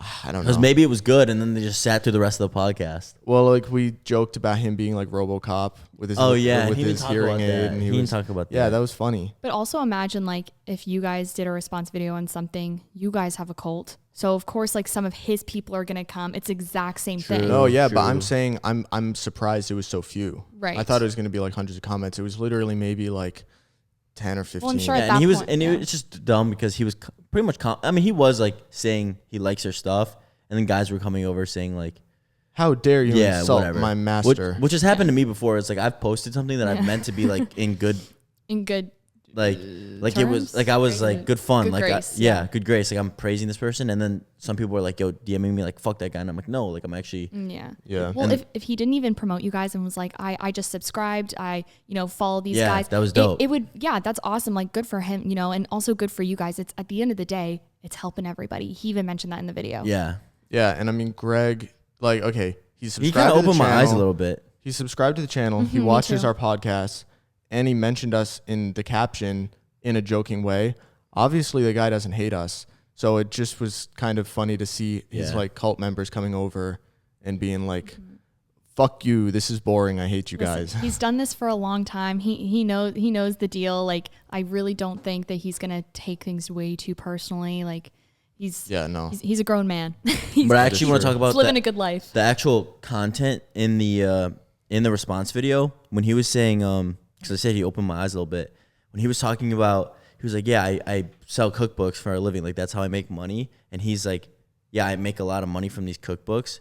Because in that same podcast that we were talking with Oliver, we were talking about how we almost don't want to like flex how much money we make. You know how we were talking about that? Mm-hmm. So when Greg was talking about that kind of was like, I liked hearing that because he was saying he makes money from his cookbooks and like he's not like that's how he makes his money, you know? Yeah. So he's making money from, I don't know, but it's just kind of making me more comfortable about talking about money. Yeah, but he didn't talk about like actual sales or anything like that. Right. You know, so you can talk about, hey, I'm making good money, which he mentioned in the pod. Mm-hmm. I mean, in his response vid, but he didn't say, here's how much I'm making. Right. The only issue, like the only specific issue that I had with it was when I mentioned in the podcast, I said, you got to give it to Greg. He's all about his money. And then I paused for a second and I said right after, that's not to say he doesn't care about his fans. Mm-hmm. It's just that he's very money driven and that's like motivating. But he only took the part where I said he's all about his money. And then he responded to that as if that's all that I said. And he was like, I'm not all about my money. I care about helping people. And it's like, Greg, I know you watched the podcast and I know that you saw what I said directly after that, which is me saying that's not saying that he doesn't care about people. It's just that he's money driven, which we both know is true. So that was the only issue I had with it, is that was just completely taken out of context and then responded to at face value. Money's cool. Yeah, money is cool. Yeah, like that's. I feel like I'm money. I don't know if I'm money. Like you're money driven, bro. Yeah, like I'm trying to make money, and that's okay. There's nothing wrong with that. Yeah. But again, on this, the same thing that James said about Greg, like you care and like you appreciate your support system so much, and that support system just so happens to help you make money. Yeah, it's not like I like money so much I'm going to do whatever, even if it's like a lemonade stand on the corner. Mm-hmm. It's like I care about money, so I'm going to take this thing I like and find a way to monetize it as much as possible. Right, exactly. Like, and look at like Amazon. Like, yeah, Jeff Bezos is making a shit ton of money, and I'm also very grateful that Amazon exists because it gets me a lot of shit. So it's like if you want to make a lot of money by selling a good or service, you kind of by default, by definition, you have to be helping people, because if you're not helping people, then they're not going to buy your shit. Except in the case of V-Shred, his business model is kind of just like give people shit programs, but then just run so many Facebook ads that just more and more people buy shit programs. So I guess that's the outlier. Also, Greg is like a really, really great example of what I was saying before, that I didn't realize how much money is in the industry until it kind of opened my eyes a little bit at the beginning of the year. Greg is like he's in like the top 0.5%, but it's like a perfect example of like what can be done. Yeah. And you did say he was a hard fucking worker. Yeah, like the whole time I was giving him props, and then I'm like, yeah, man's all about his money. That's not to say that he doesn't care about people. And he got mad at that one thing. I'm like, come on, bro. It's okay. That paints me in a bad light. But the podcast is on, it's not... Yeah, like I said, I think most people came over and actually watched the podcast, and they realized like, oh, they're not ripping on Greg. Yeah. The thing that bugs me about money is that I don't want to say something that I'm going to regret. Don't say something that you're going to regret. No, I know. The thing about money is like, it's the only thing that they don't know about me. And I almost feel like not that I'm doing a disservice, but like, I wish I could just be like, okay, this is how much I'm making because this is like what's possible. You want to be open. Right. And it's like, yeah. I want to tell you guys, but I know that it's not going to be like a good No, but decision. There's a million things that you don't talk about that people don't expect. You wouldn't talk about you wouldn't talk about how Avery performs in bed. You're not going to fucking talk about that. That's true. But that doesn't mean you're not being open. It just means you are respecting her privacy, and you're also you want to have one thing some that sort of privacy and private, right? Yeah, exactly. So it's like you can be an open book, and just like a couple pages, those are just like private pages. Yeah, So you don't have to say, "Oh, I really don't want to tell you how much exact money that I'm making, but here's how much it is because I feel like I have to." Like no one's expecting that from you. That's also sorry, go. Well, like I was checking my Reddit because I have a Reddit thread, and there's like a couple thousand guys in there that talk, and there was a thread talking about like how much money do I make, and then I saw there was like a big thread, and then there was one comment, and the guy was like money doesn't even mean shit anyways. Stop pocket watching. Yeah. And so like I voted that, and I like put like the prayer hands, because it's almost like it doesn't really matter. But that's also yours. That's something like you choose to share a lot of your life. You're allowed to say, okay, this is something that I want to keep to myself, at least for the time being. If you choose to express it later on, so be it. That's your choice. But you're allowed to say, okay, I don't feel comfortable sharing this at this time, maybe down the road, or I'm comfortable with sharing how many figures I make a month or a year, or what tax bracket I'm in, or someone like Greg doesn't even do that shit. Okay, yeah, but again, like if Greg wanted to, he definitely could. He could, and he's also not ashamed of saying like, dude, I made a lot of fucking money from that cookbook. He didn't say the exact number, but we can assume, like, didn't you do the math or whatever in that other podcast? You're like, literally just from the reviews. Reviews are like 5% of people that I actually just guessed buy a with the product. 5%. I think he like multiple million on I that think single he's cookbook. probably, I'd maybe go so far as to say he's made 10 million from the cookbook. Like, honestly, but that could be way out of range. I think you're probably props right. to him. Good for him. Like, that's how he's making his money. And if he wants to share it, then cool. Share it, Greg. I think he's at the point where it's like, he's at the point where it's like, if he gave us a number of how much he made a year, it wouldn't matter. Like, no one would care, because he's at that point where he's literally at like you already know he's rich. He's right? He's at the highest high. You're being more honest by like setting that boundary and respecting it than by doing something you're uncomfortable with just because of like you can't take it back. Open and honest. Like, for that's sure. so contradictory. So I think like everyone knows and they're fine with it. Right. And I also want to, because I asked you the other day, say it and have it come across as being a flex. Yeah. Right. Like, that's the last thing because I do. I asked him the other day, I was like, bro, do you want to just tell these guys how much we make? Because it's like, I remember it was, I was like, do you want to do it on the podcast? And he said no. And he was like, no, I'm not going to do that. And so then I started to think about it, and I was like, obviously, probably not the smartest thing to do. Well, like, if you said right now, I make $500K a year, I make $300K, like, what would that actually change? You know what I mean? Not much. Yeah, exactly. And also, like we mentioned before, it's not a contract. You actually don't know how much you're gonna make at the end of the year. Right. You could start making $0 tomorrow. Yeah, exactly. Like, once people stop, once people stop fucking with you, then like, I'm not saying you guys in general. I'm just saying in a general sense, in the industry, and even in the makeup industry, any industry, once people stop messing with you, then you're kind of done for, unless you have already started a company that can kind of take off on its own. But other than that, like, I think personally, in my opinion, money is a really sensitive topic. At least that's how I see it. I think you got to pick and choose who you share the amount of money you're with, especially in an industry like this, because nowadays you don't know who you're dealing with. And that's like me trying to learn from previously being naive. Like, you don't know who you're dealing with. And especially when it comes to money, somebody who may want to be in the industry and is kind of just faking it. So I don't know. There's hard. Something that my gut knows is wrong with telling a specific dollar amount, but I can't really articulate it. I can't put my finger on exactly what it is, but it's such a strong gut feeling that I just know that I'm not going to do it. And I really have no obligation to do that. And on the plus side, nobody really asks me. No one would ever be like, oh, James, we'd think you were way more honest if you told us exactly how much money like, nobody expects that, except for this one guy. And I actually screenshotted it, because remember that older guy in your comments when you bought the range, he was like, oh, this is a stupid move, but he can do what he wants. And in the last podcast, I said that was an ignorant statement of him to make. And I think a lot of people conflate the terms stupid and ignorant. And for example, I'm ignorant about fucking water polo. I don't know shit about water polo, but I'm not a stupid person. All ignorant means is you have a lack of knowledge about something. So what I said was true. That was an ignorant statement of him to make, because he objectively has no information about how much money you make therefore he literally fits the dictionary definition of what an ignorant statement is. And this guy got really mad because he thought I was like calling an old guy stupid. No, he commented on the vid. He said,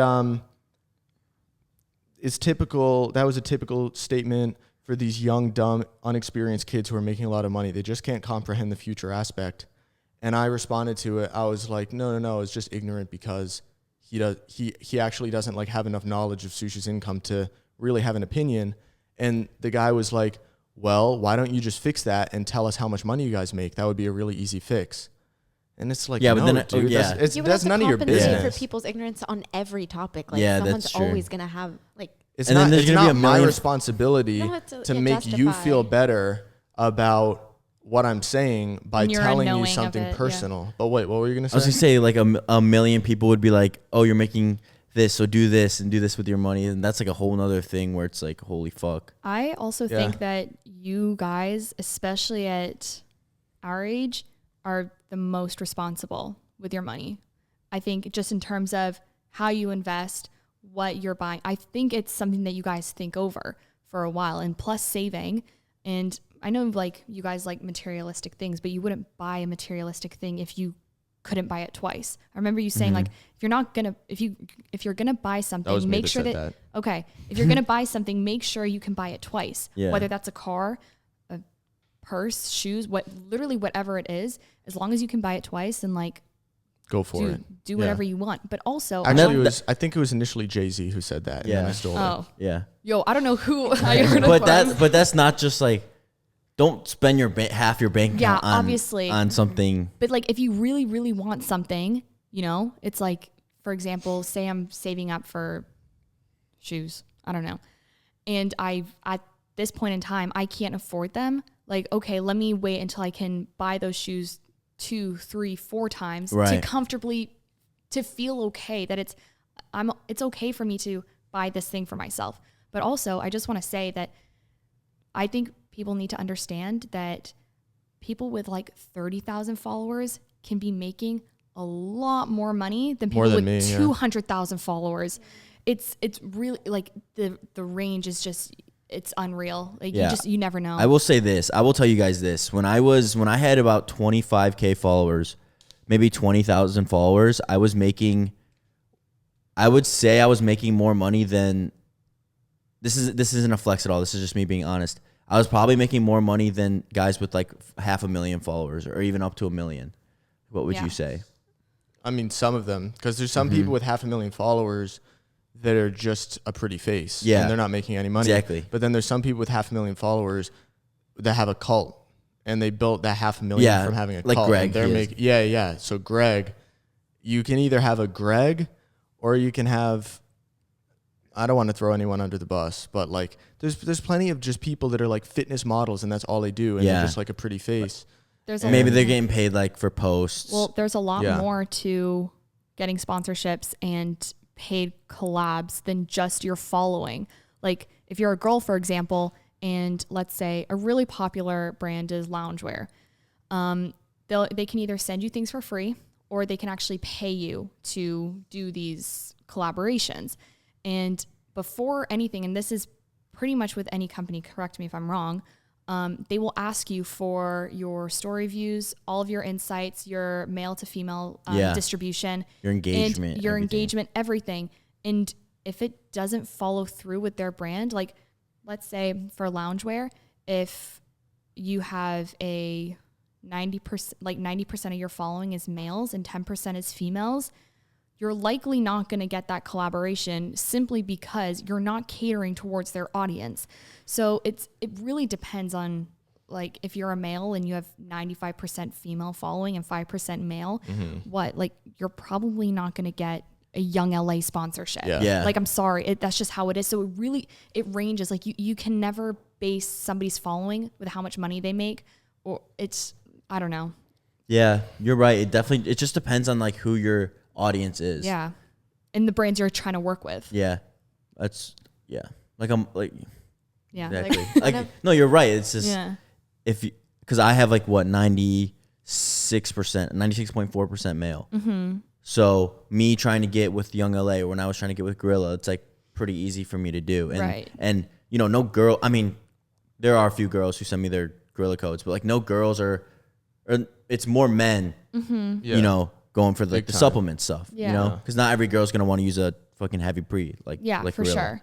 Yeah. Like I had a friend in LA was telling me that one of his really good friends who has, I think, like 1 or 2 million followers, and he has more now, but he's one of like the TikTok boys now. I don't know. But when he was starting and he only had like 1 million or 2 million followers, he couldn't even pay rent because he was so dumb at monetize. Like he did not know, not dumb, but he did not know how to use his platform at all. Yeah. And there's been influencers that I've talked to that I've DM'd that I guess for whatever reason come to me with advice, and they have more followers than me.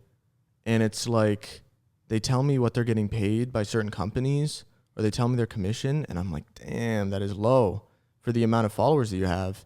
You got to negotiate a higher salary, or you got to like do XYZ to get better at making sales, because that is fucking low. Or you make merch or do something. But a lot of people, they just get followers, but then the actual monetization drags a few months behind that, you know? Yeah. Never mind. I don't know what I was going to say. Damn. You want to wrap this shit up? If you're down, yeah, I don't really care. Yeah. Kind of vibing. You want to keep going? Check the note. I don't know if there's anything else to talk about. James, check the note that you wrote down. We're done. Really? There's nothing left on the note. Yeah. Cool. Did you have anything you wanted to say, Sush? I think I'm good, bro. Did you have anything you wanted to say, Val? No, not particularly. Not right now. Hannah? No, I don't Hannah, think you can plug your program. Or don't you guys have a new one coming? No, that was just like a summer thing. Yeah, that was just summer training. So it's done? No, it's still going. It's still going, but it's just like signups are done. Oh, yeah. Sorry, guys. Yeah. What am I plugging something? Do I plug my program? But the thing Plug is, like, your code. your Code Han. Yeah, if you guys want to, I'm a new graduate, guys. Like, yo, like, if I'm gonna say this bluntly, a homie needs help. Yeah. So yeah, code Han with Gorilla, but also code Jam and code Sush. Thank you. And I think that's it.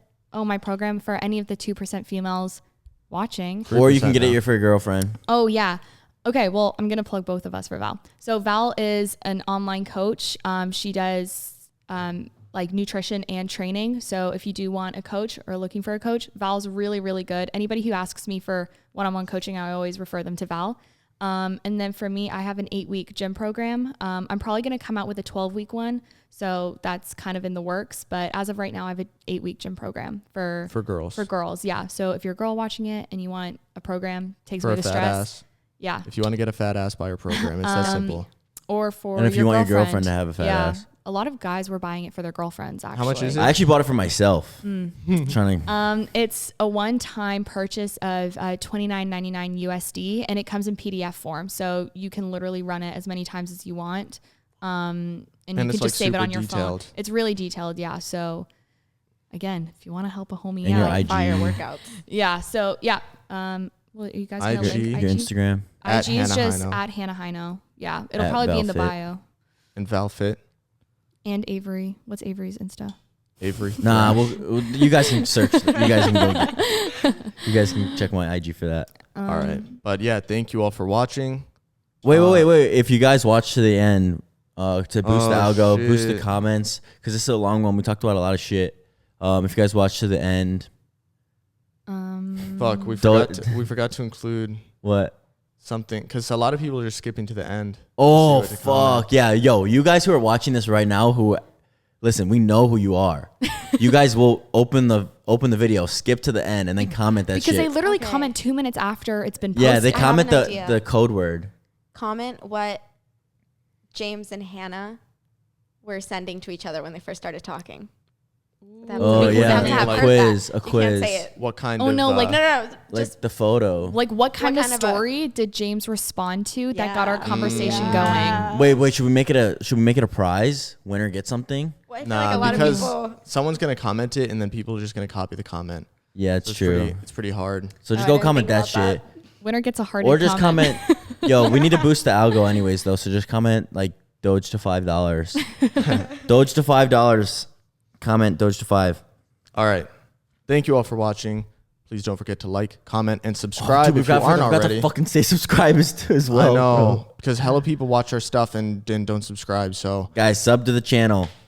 Even Please. though it really doesn't do anything. You guys still watch Yeah, it that is anyways. But it looks Yeah. cool. Madrid. Oh, this is Madrid's first time on the podcast. Look at him in the background. They can't see him. No, you definitely. Yeah, we definitely got Madrid on the pod. Madrid There you flexing guys the fucking go. sunglasses. Madrid was on the pod. But yeah, that wraps up episode number 12.